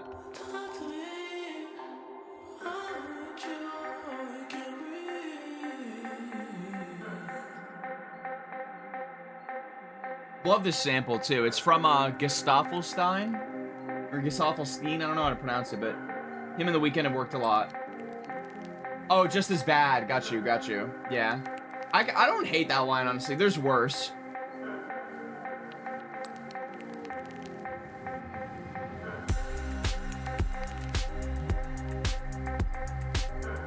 Like this part in the car, you know what I'm saying? Like you're in like a red Corvette or something. I should say, I just watched, this is kind of embarrassing, but I just watched Scarface for the first time last night, and it recontextualized this whole fucking album for me, man. I was like, oh, I get it now. I get it even more. Honestly, might be his best song. I low-key might agree. It's tough, though, because House of Balloons has so many peak songs. Movie he did was atrocious. I agree with that, yes. That's fair. He is kind of up his own ass with the cinematography, but when it comes to music...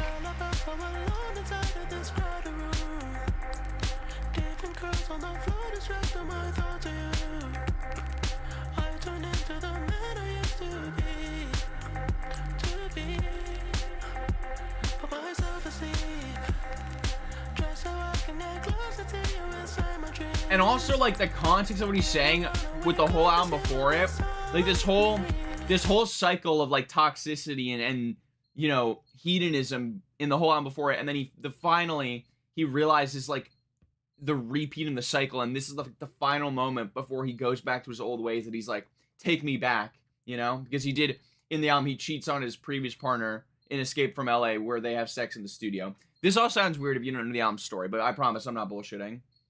I just wanted to call you and say,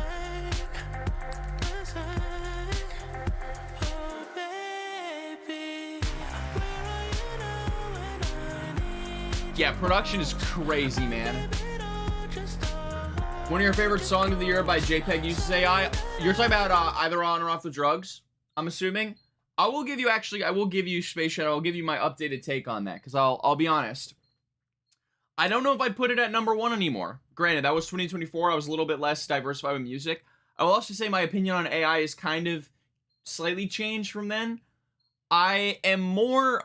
So that song, right? And again, unrelated, but that song, right? Either On or the Drugs.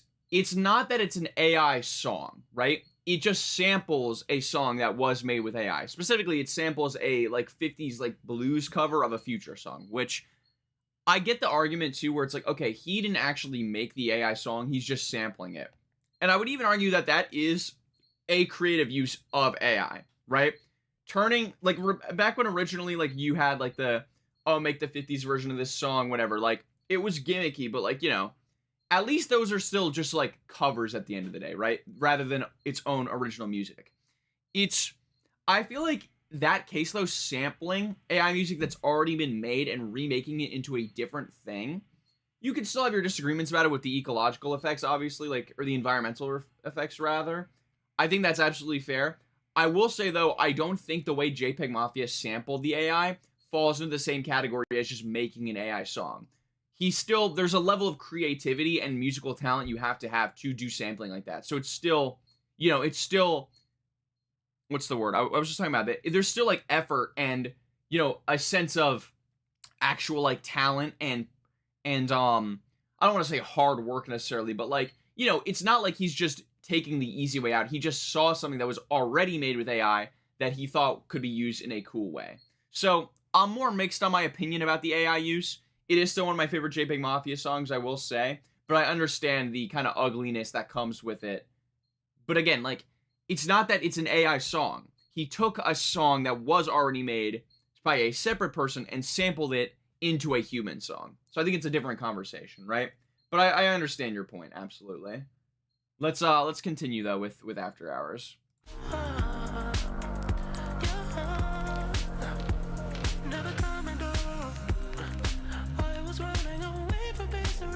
Followed by Wicked Games and House of Balloons. See, I feel like the title track on House of Balloons is the worst on House of Balloons. I would put The Mooring, High for This, What You Need, Party in the After Party, fucking... What's the... Coming Down. I'd put fucking... Honestly, I'd put every song on House of Balloons over House of Balloons, the title track. This is another weird line, by the way. Sorry, I talked over. I'm gonna run it back. But this, I'll be living in heaven when I'm inside of you. That one I'm a little bit, I don't know about that.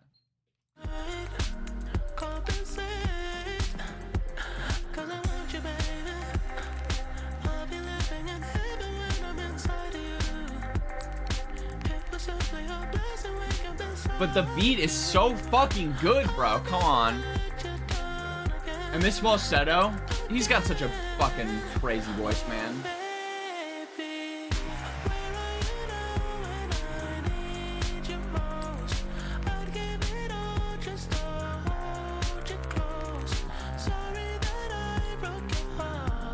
And what I love about this song, sorry, I'm yapping so much, but there's gonna be a lot of yap. What I love about this song, especially, is that it's like the perfect balance between the modern, like, synth-poppy 80s revival weekend, right? Because this was the beginning of that real, like, era for him.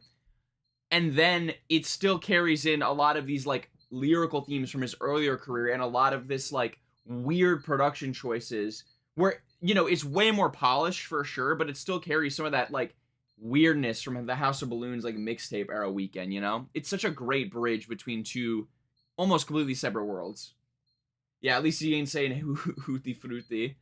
Honestly, The Weeknd could probably say Hootie Fruity on a song and it come out beautiful with just how goddamn gorgeous his voice is.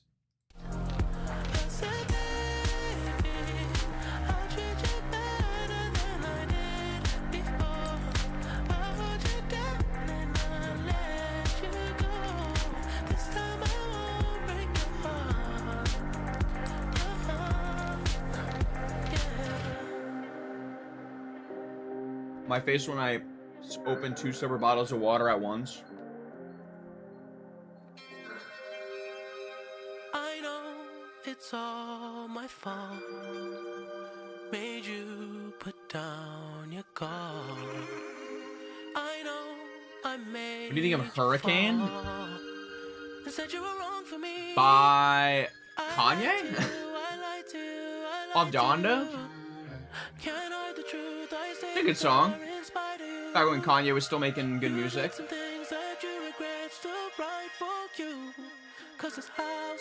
Oh yeah, I guess The Weeknd is on her. Yeah, low-key, I'm not gonna lie, I low-key forgot that song existed until you just reminded me. But yeah, it's a good song. Father, hold me close, don't let me down. Yeah, right? Good performance from him. Lil Baby's kind of boring on it, though. Old ass song, though.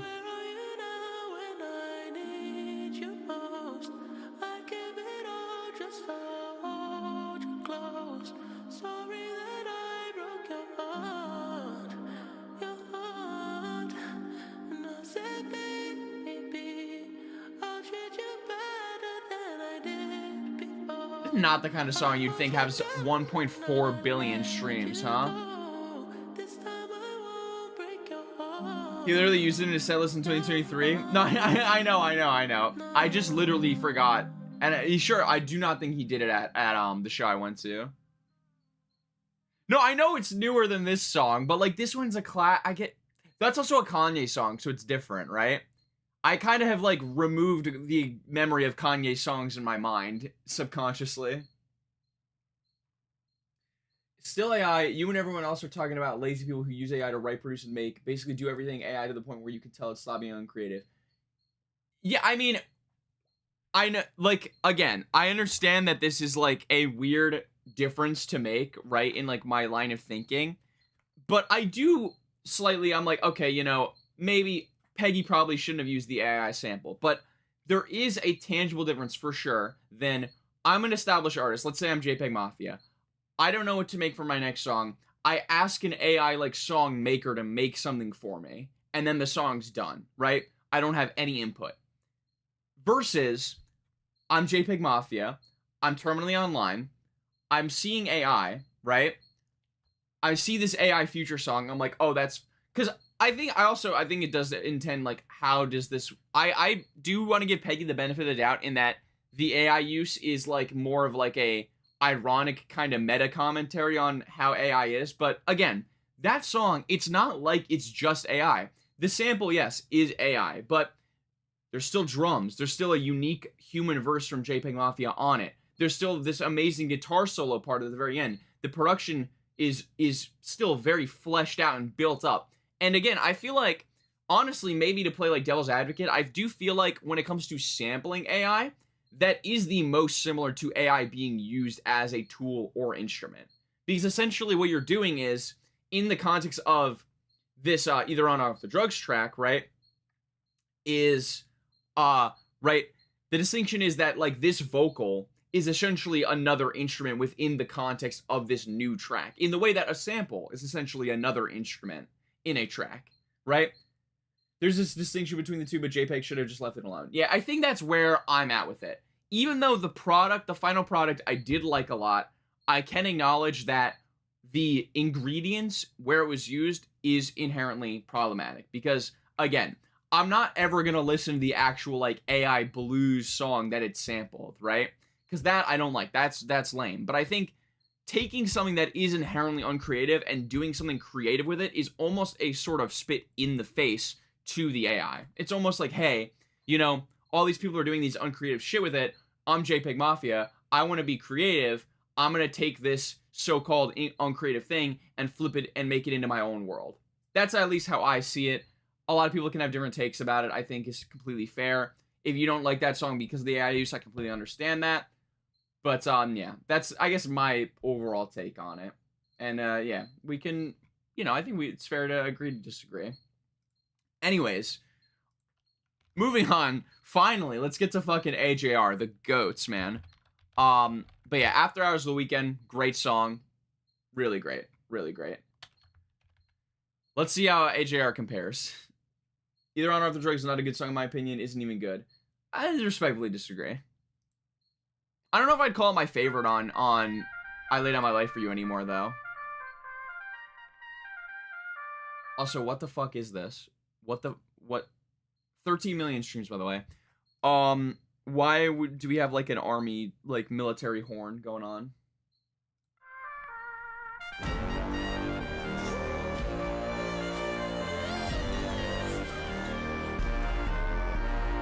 Dude, like, why does every fucking AJR song have to sound like the beginning of the corniest movie ever? Let me get the lyrics up. Oh, God, oh, God, oh, God.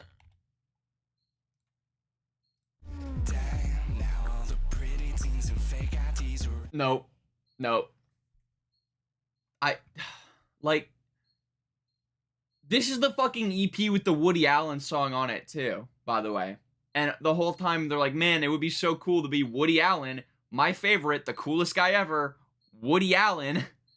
Like, isn't this the world's smallest violin people? I'm so glad you referred to them as that, Kelsey. Yes, these are the world's smallest violin people. Finishing this melody, this feels like... That might be one of the worst songs ever made. Good lord. But yeah, if no one caught it, damn, now all these pretty teens and fake IDs around me. What?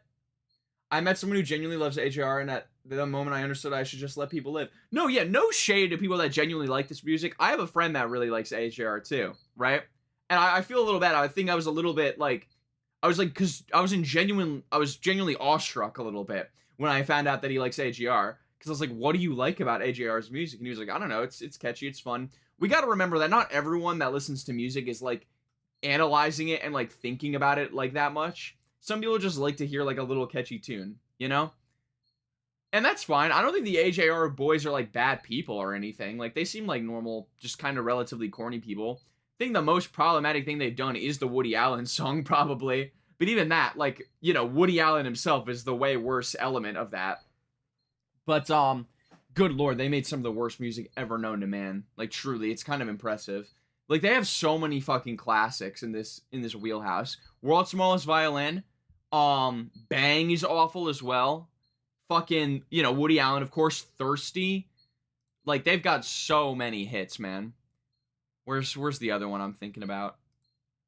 There's one on the new album that is it Touchy Feely Fool? Touchy Feely Fool I remember is pretty bad. Oh god. God Is Really Real. Oh Jesus. Ugh, I'm gonna vomit.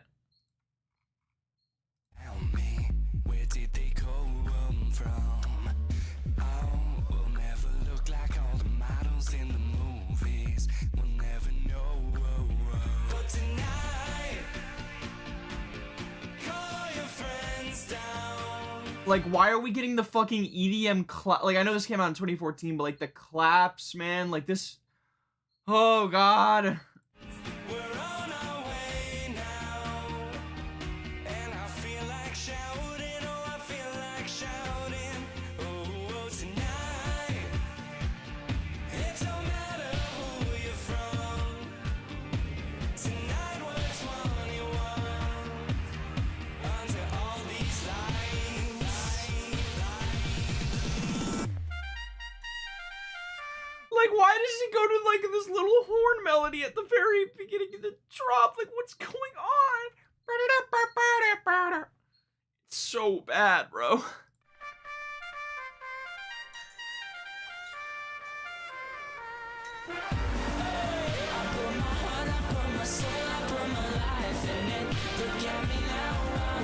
Like, I'm sorry to pause again so quick, but I really cannot understate how, like, gross, like, the military, like, horn drum cadence in this is. Like, genuinely, I'm like, what the fuck were you thinking?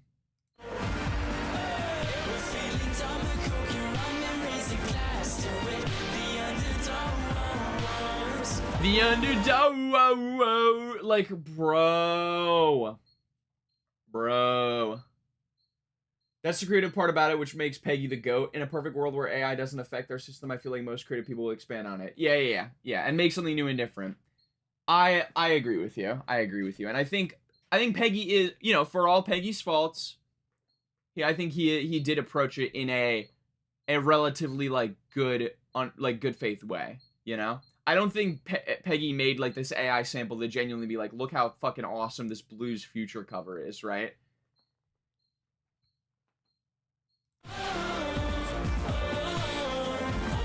Whoa!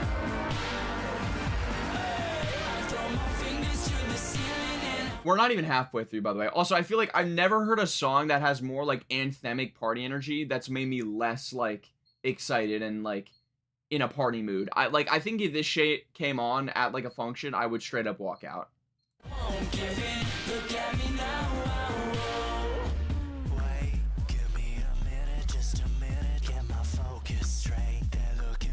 This is Bjork and Kate Bush. It was made by certain types of men. What's with the fake IDs, bro? What is with the? Why does this guy care so much about the fake IDs? And what does he care about the skinny jeans? This is the second mention of fake IDs. Also, we are not talking about the first line of this song. Damn, now all the pretty teens and fake IDs around me. Granted, I'm pretty sure these guys were like 20, 21 when the song came out, so fair enough. Just not a line that aged very well. Let's actually check real quick. AJR, how old are the guys? Because it's 3 brothers, I'm pretty sure. Damn, they started in 2005. That's crazy. So, oh my god, of course they spent their early years busking. Of course they were fucking buskers. Can I find the actual... Okay. I'm gonna assume that they're, like, all similar age. But Adam Met is the only one that has an actual Wikipedia page for some reason. 1990. Okay, it's a little risky, assuming they're all, that would make them what, 23, 24 when this came out. It's a little risky. It's a little risky, I'm not gonna lie, my friends, talking about the teens with the fake IDs when you're in your, you know, getting close to your mid-20s. But tonight, call your friends down. We're on our way now.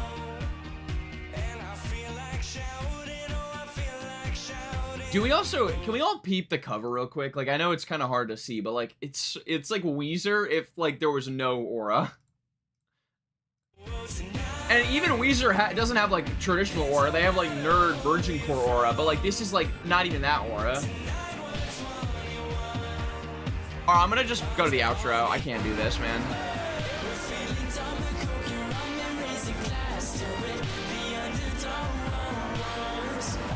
Let's get the vote and let's get the poll ready.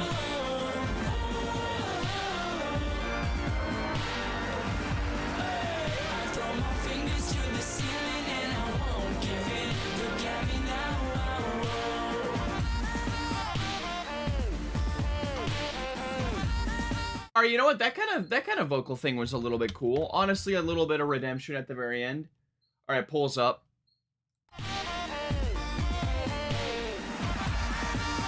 Melody is still pretty ass, but I think it's interesting. Oh my fucking god. Why is AJR at 100%? Okay. This is the type of shit America would send if they're in Eurovision. Yeah. Pretty apt comparison. And it would just be all about, like, you know, how great the country is and, like, how we're awesome, we party all the time. Guys, AJR cannot win this. There's one vote in, and it's literally 100% AJR. I understand we don't have a lot of people in chat, but please, can we at least, like, I don't care if AJR wins, it cannot win 100%. And I know there's other people in chat that could vote. Type in chat and respond to what I was saying. Type in chat and respond to what I was saying. Good lord. I mean, okay. Easy, I feel like my my pick is pretty solidified here. I'm gonna go with, God, great, there's 2 fucking votes for AJR now. Alright, sure. No, it's fine, you know, it's fine. AJR wins. No, AJR wins. AJR wins. Bro, just listen to Bang by AJR for the first time. Holy fuck. Yeah, that's an appropriate reaction, Calsey. I'm not gonna lie. Maybe we'll do a next AJR album. We'll do a stream for it. But yeah, it would appear AJR wins 100% of the vote. Only 2 votes, but yeah, 100% of the vote beats The Weeknd. I personally am gonna pick After Hours by The Weeknd as the better of the 2 songs, but you know, that's just me. People have spoken for AJR though, it seems. Let's what do we got next? Let's oh, also by the way, guys, your vote, it's important, but not as important as my vote. After Hours still wins. All right? Cuz AJR is not winning that shit, man. Let's do Come Together, Cry For Me. Let's keep it up with The Weeknd. Let's keep it up with The Weeknd. This one's actually pretty tough though, I think. We got Cry For Me, Magdalena Bay versus Cry For Me, The Weeknd. We're going to start with The Weeknd again. And I hope you cry for me like I cry for you. Good chorus, man. Oh, wait, sorry. I should go to full screen. Yeah, so this, of course, off Hurry Up Tomorrow, right? Definitely in the, it's kind of a weird, like, Metro Boomin kind of beefs the song up in a weird way with, like, these, like, reggaeton drums almost. It's a little strange, but I think it works pretty well. And, of course, this is, like, the opus of The Weeknd's, like, anthemic, kind of, like, cinematic synth-pop thing, right? And I think it is a little, like, overdone, but I feel like this song definitely has a lot of cool production moments that bring me back, for sure.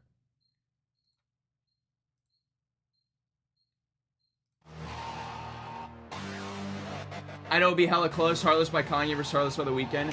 What's the thing about doing that one? I actually have a short on that one already. So... Pick up your phone, I am believing. I can feel my spirit slowly leaving. I can see myself and I'm not breathing. I'm not breathing.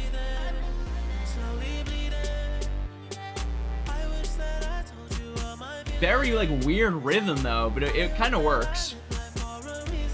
You know, playing with this like sort of sound with like Sao Paulo as well, and still great vocals. Hope you cry for me like I cry for you every night for you.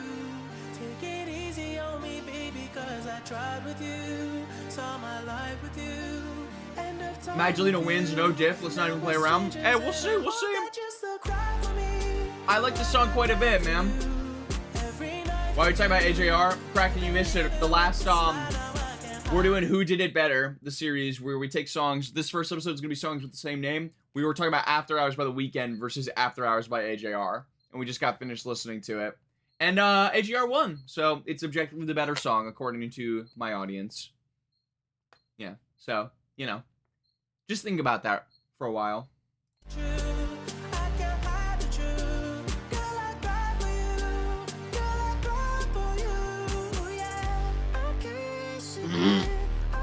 Oh, sorry. Almost struggled. I'm good. We're on the wrong pipe. Holy shit. Can I be real though? I'm so sick of The Weeknd talking about his shows. This man, I feel like he's been on tour for like 5+ years, and every single song is all about the crowd and like how loud the crowd is. Like he even has that line in Sao Paulo where it's hit it from the back, she louder than 2 sold out nights. You didn't need to be saying all that, man. I don't know. I guess there's like, I get having a motif in your lyrics, especially for one album, like the idea of the crowd and like I'm in hell, this whole thing. But I feel like here, whereas in After Hours, it was like a much clearer, cleaner narrative. I feel like here, a lot of the motifs of this record kind of have just aged into being all very samey, and like it makes all the songs feel the same. This is definitely the weakest in the new trilogy, is what I'm trying to say. Still some great songs on it, but I mean, this one included. I like the song a lot.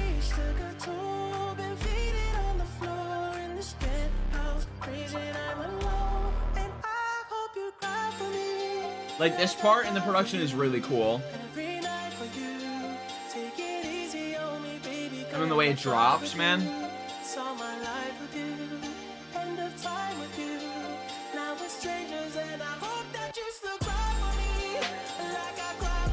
Up his ass a bit, as I said. Fair enough, fair enough.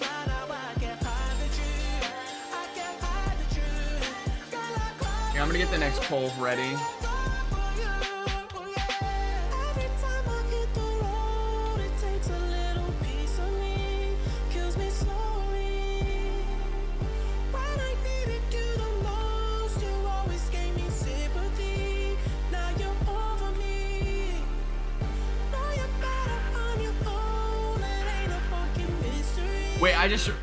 Wait, what? No, actually, no, it's not. I thought this was the censored version, but the way... Hold up.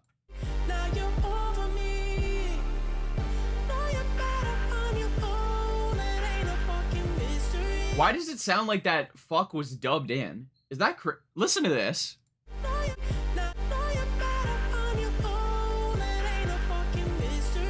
It sounds like fake. It's like weird. What the fuck? I don't... Whatever. Wait, hold up. Sorry, I was getting the poll already ready, and now I can't see the chat. Fuck. Okay, whatever. Yeah, up his ass a little bit, but there's nothing wrong with that as long as you make good art. I mean, I don't even know if I'd go that far, but, you know, good art, fair enough, right?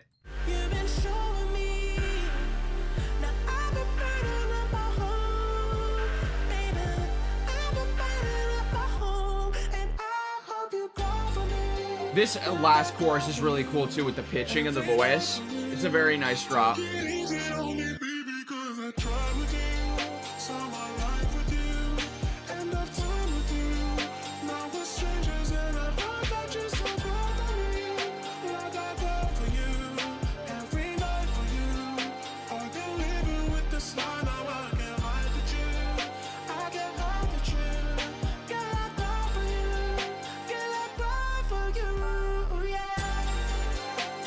And then this huge cinematic outro. It's like, yeah, you know, all of that. We'll pause here. I'm also thinking, not to spoil our fun too early, but we're probably only gonna be able to do 8 matchups here instead of the 10 like I originally thought, because good lord, this is going to take a lot longer if I have stuff to yap about every song, which I most likely do. But it's okay, it's okay. Anyways, next up now, I mean, great song, Cry For Me by The Weeknd. I feel like I expressed why I like that song so much very well. But Magdalena Bay, this is going to be a tough-ass matchup. Anyone that has not heard this album from Magdalena Bay, came out 2 years ago now, Imaginal Disc. Oh my god, what a fucking record. All I'm going to say about this song is, if you love ABBA, you're probably going to like this. This is like if you took an ABBA song and dipped it in like a insane amount of LSD. Like a pool's worth of LSD. A lot of singers seem to struggle to find good acting careers because both the Idol and that movie were interesting. Yeah, I just think he thinks he's a better actor than he is. But no time for that now. It's time to turn Magdalena Bay.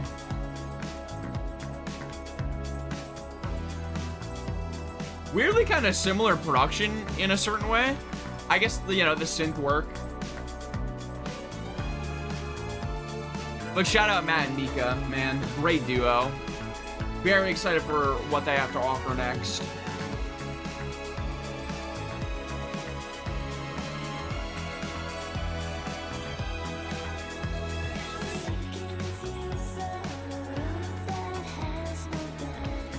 And she's like coming from like the fucking, she's ascending from the sky, man.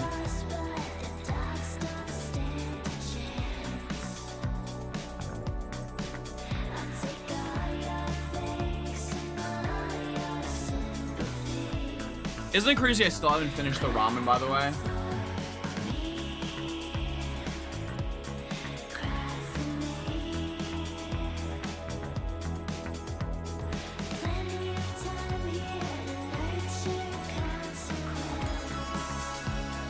Don't matter, this album overtook Brown Album of the Year. This album's better than Brat. I'm sorry, it's better. But that's fair, Brat's also really good.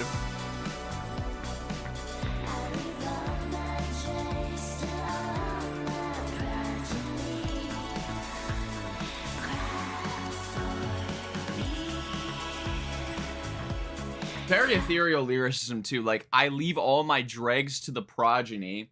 If you don't hear back, then God had other plans. Very, very like weird, spacey, ethereal. Just, it all fits so well. And oh my god, this is such a great, like one of the final tracks on the record. Absolutely not better than Brett. We respectfully disagree.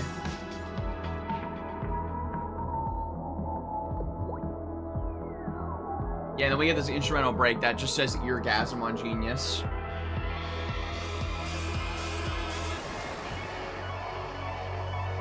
And yeah, I mean, synth work masterful, man. All these weird little like zips and zaps, man. And again, it just sounds like an ABBA song. It's so weird.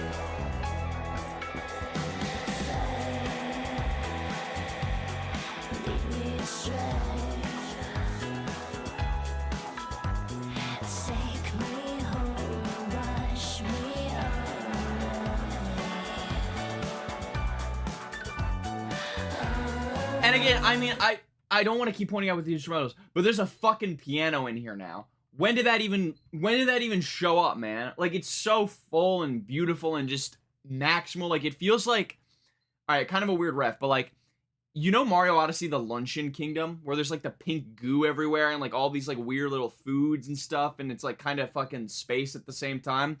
Or actually, you know what? Better comparison. This reminds me of Mario Galaxy. I don't know why I thought Mario Odyssey, like Luncheon Kingdom. Mario Galaxy is a way better comparison. Yeah. Here, wait. We're going to run it back for stream highlights. Little clip for him here. But yeah, no, this reminds me of exactly like Mario Odyssey. Fuck, Mario Galaxy. Mario Galaxy. This reminds me of Mario Galaxy. Holy. And this is the most ABBA, like, lyricism, or not lyricism, but like, kind of melody.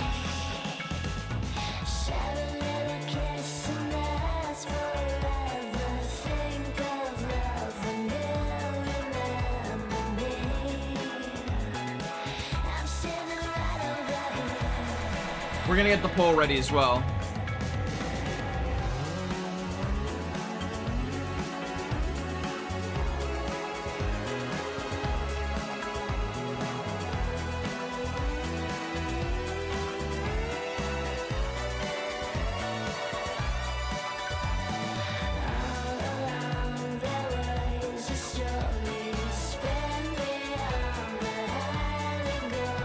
Pulls up.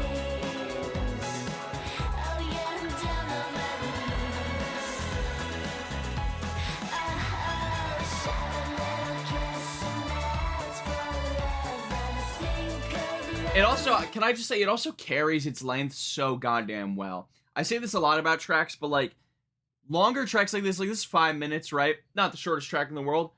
You have to carry your length with a cool, good progression, and the progression here is phenomenal. You're gonna see we get to this grand explosive outro too, and the vocals get higher and higher. It's just peak.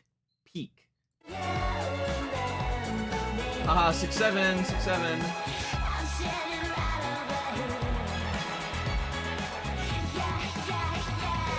Welcome back, Freddie.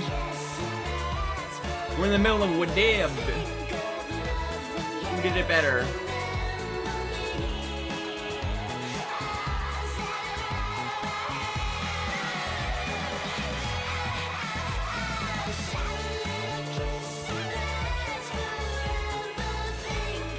It's so whimsical too, man. And then we get this beautiful... One of the songs where I don't hate it fades out.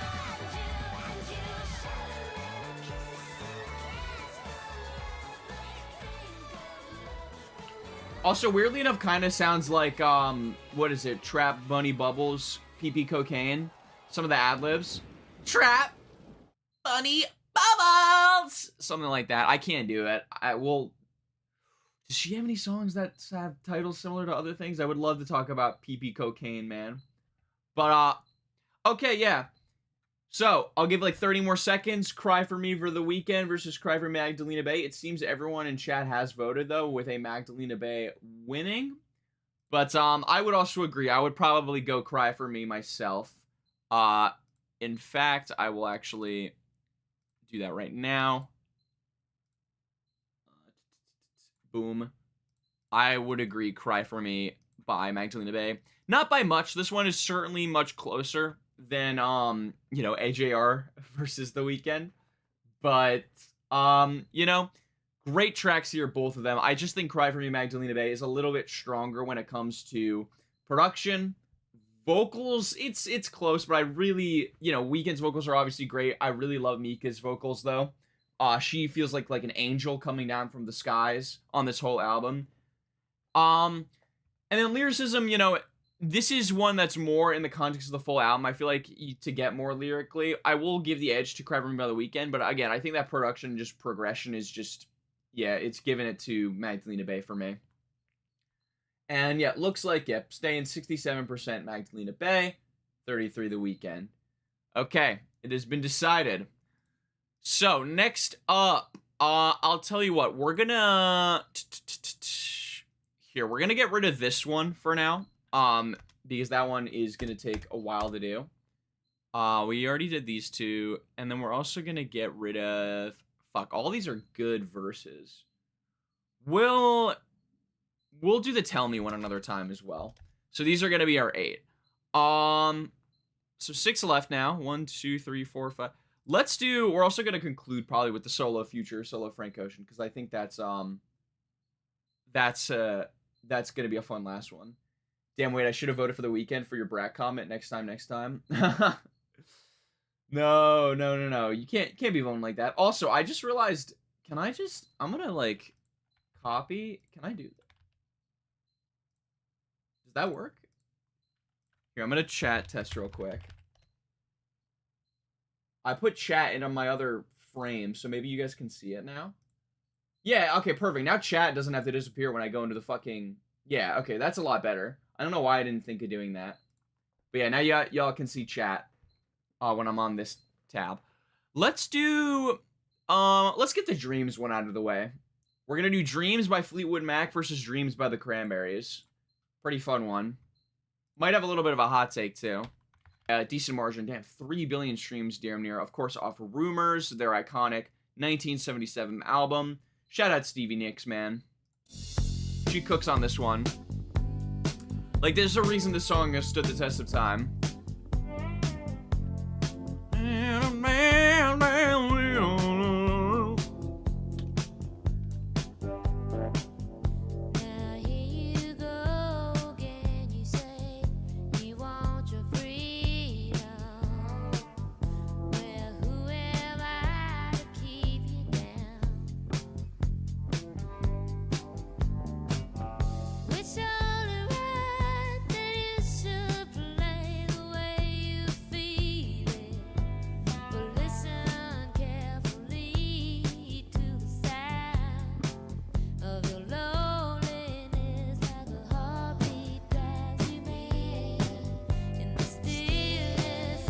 Can't wait for the Lost Boys matchup. That one is gonna be tough, man.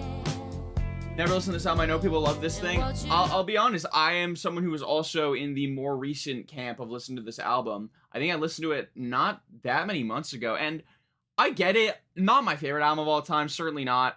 Granted, you know, it is one of the most popular albums of all time in these discussions of like GOAT albums, right? So, you know, it's a little like, obviously the glaze and the overhyping that this album gets kind of, I think, played a role, but songs like this are definitely very, very strong. Like, I like a lot of, like, Songbird especially, Don't Stop is pretty damn good. Sorry, my phone just went off again. Boom. Sorry about that. But yeah, like, good songs on here, just nothing like, I don't know, nothing that blew me out of the water. Granted, again, for when this came out, I'm sure revolutionary, absolutely. And I mean, I'm saying all this. This is an amazing song. Like, the drum beat, so calming, steady. The bass, the guitar, it's such a nice. The way everything fits, it's so simple, but it's like a 9-piece puzzle, and it's a beautiful 9-piece puzzle where everything just fits together perfectly, but nothing like is too out of the ordinary, I guess.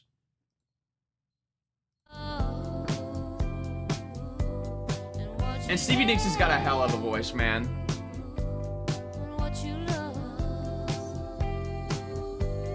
Very soothing quality to it. And shout out the background vocals as well in the chorus.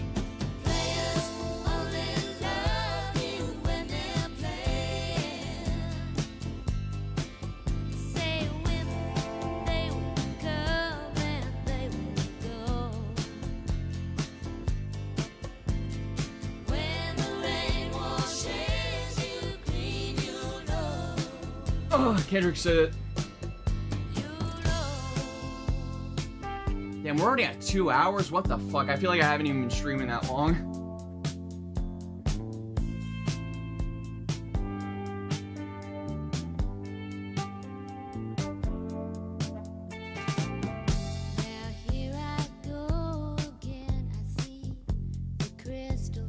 Alright, y'all mind if I skip ahead to the next chorus? I mean, we've all fucking heard this song, right? Like, here.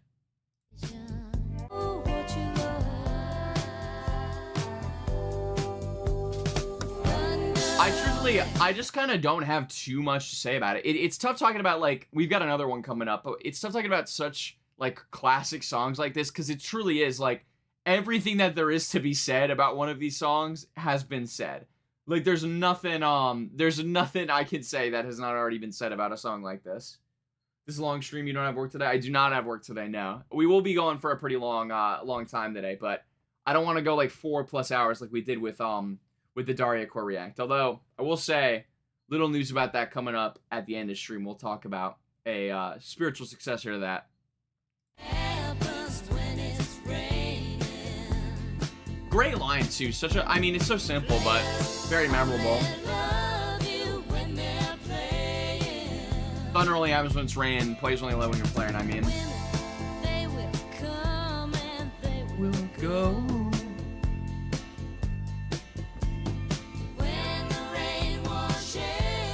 They have a mile ahead right now. I think I might need to head to hay. Hey, no worries. Hope you enjoyed stream. You get well soon.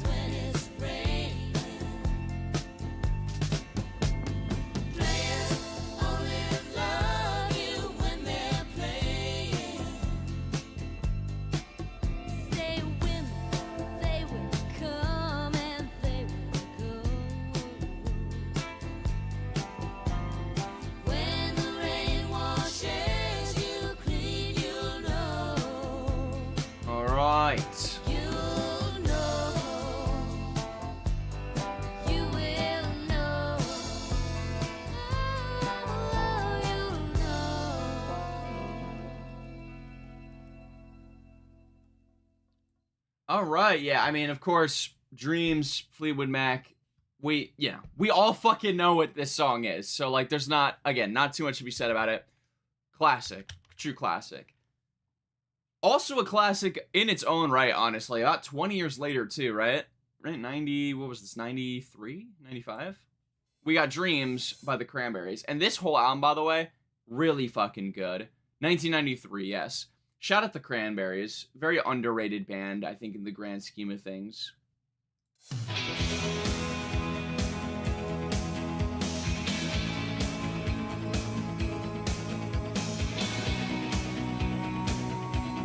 There's just something about, we'll get to it, but like the vocals, there's just something about like the Irish accent that has such a like weird effect on like these kind of like old like alt rock songs like this, you know?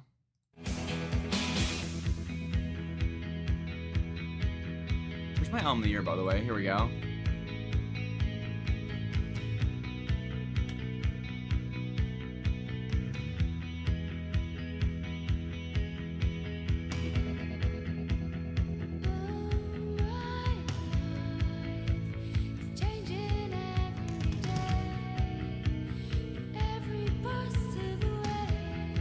I'm also not, we've got kind of a theme with like a lot of these vocalists, like from Magdalena Bay to even kind of Stevie Nicks to, apologies, who's the lead singer of the Cranberries? I'm gonna look this up real quick because I'm forgetting, and she deserves credit. They are Irish, yes. Formed in Limerick. Dolores O'Riordan, yes, R.I.P. She has another very angelic, like, kind of just, like, coming from the heavens vocal style, especially on Dreams here.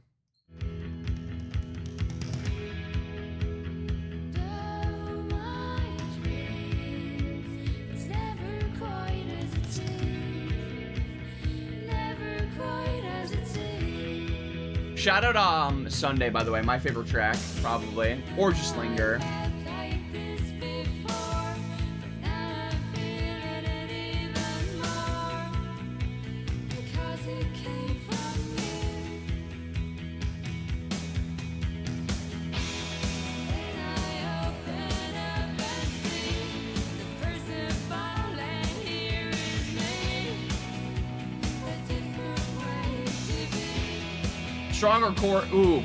Stronger chorus than Fleetwood Mac? What do we think? It's tough because the Dreams chorus on Fleetwood Mac is so legendary. You know, thunder only happens when it's raining. Women only come and they be playing. That's not the line, but you know what I'm saying. But this chorus is really good too, man. I think I would still have to go to Fleetwood Mac, but instrumentally way bigger of a fan of this, if you can tell. Oh yeah, and this part. Like some actual like yodeling almost.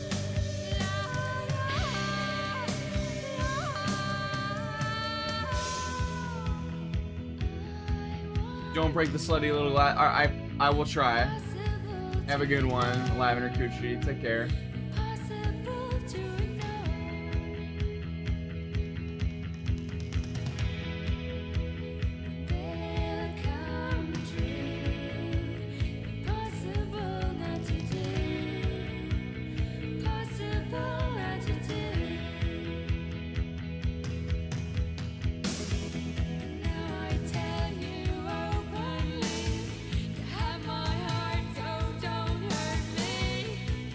And again, you can hear like the Irish come out in some of these like little moments, which I think is so fun.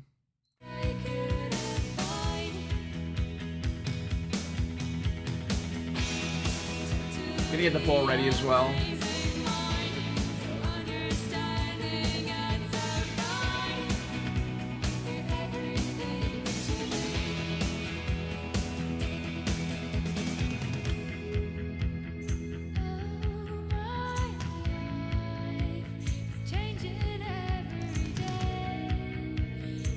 Sorry, I posted a little early, but yeah, there we go.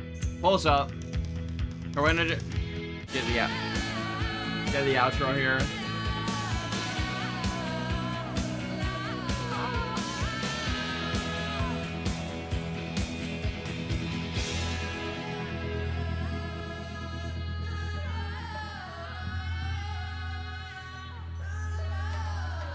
I know it sounds kind of weird, but I really like the like wailing like this, the yodel wail, I'm gonna call it. So, you know, I don't know, man. This one's tough. This one really is tough. Like, because I understand that Dreams by Fleetwood Mac is a far more important song, I think, in the grand scheme of music history. Like, if this was like keep one, delete one, you know, I think we lose a lot more if we lose Fleetwood Mac's Dreams, right? Versus the Cranberries. But as for a song, I'm not gonna lie, I think I like the Cranberries one. Dare I say, like, significantly more. Like, I respect Dreams by Fleetwood Mac for sure. I absolutely respect it. But it feels like I don't want to say aged poorly, but it's almost just like it's so quaint and simple for a song. You know, like a song like Dreams by the Cranberries has a lot more like interesting elements. Like, you've got the yodeling, you've got kind of the little key change that there is in that bridge, even that intro. Like, it's again, like, if Dreams by Fleetwood Mac is like a simple 9-piece puzzle, Dreams by the Cranberries is like one of those like boats that you can like put together, like with all the little wood pieces, or like it's like a Gundam or something, you know, a more complex piece, and leads to kind of maybe a better final product, even though it's a little rougher around the edges. Does that make sense? We also only have one vote, and it's for the Cranberries, so I guess technically the Cranberries also wins. Please, before I close, I can see there's more than one person in chat. Anyone that has not voted, I request politely you vote. I would love to see a tie. That'd be really funny. But, yeah, I'm going the Cranberries myself. We will move to... What do we want to do? Let's, you know, let's rip the Band-Aid off. Let's do Lost. Let's do the Lost Boys matchup. We're gonna do Lost Boys by Death Grips versus Lost Boys by Phoebe Bridgers. Starting with... What do we start with? Let's start with Death Grips. Of course, Lost Boys by Death Grips off of the Money Store, their iconic 2010, 2011, what is it? 2012. 2012, not 2011. I swear it was a 2011 release. But, yeah, third track on it.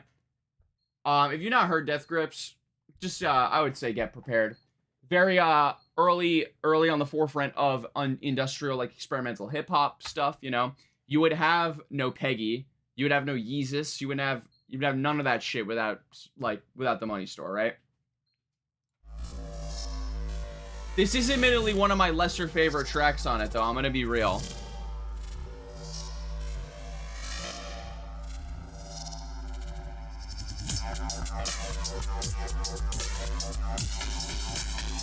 Still insane production, though, even for now.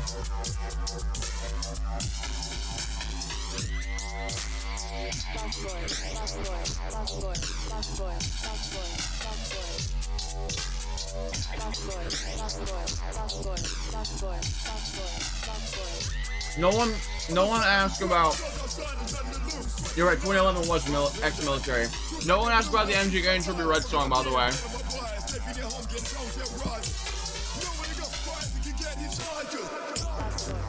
Also, for anyone who wasn't aware, because there's no way you could probably tell what MC Rao was saying here.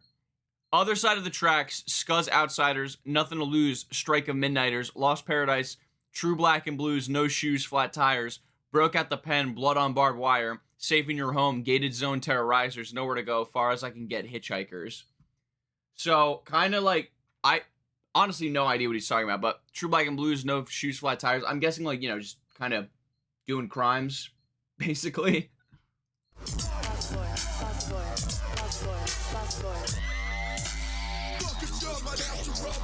Yeah, I mean, fucking job might have to rob.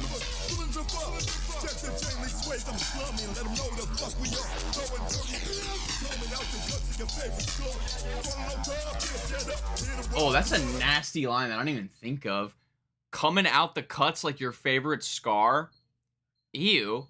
So he's like saying he's gonna like reopen old scars with how he's coming. Like, ugh.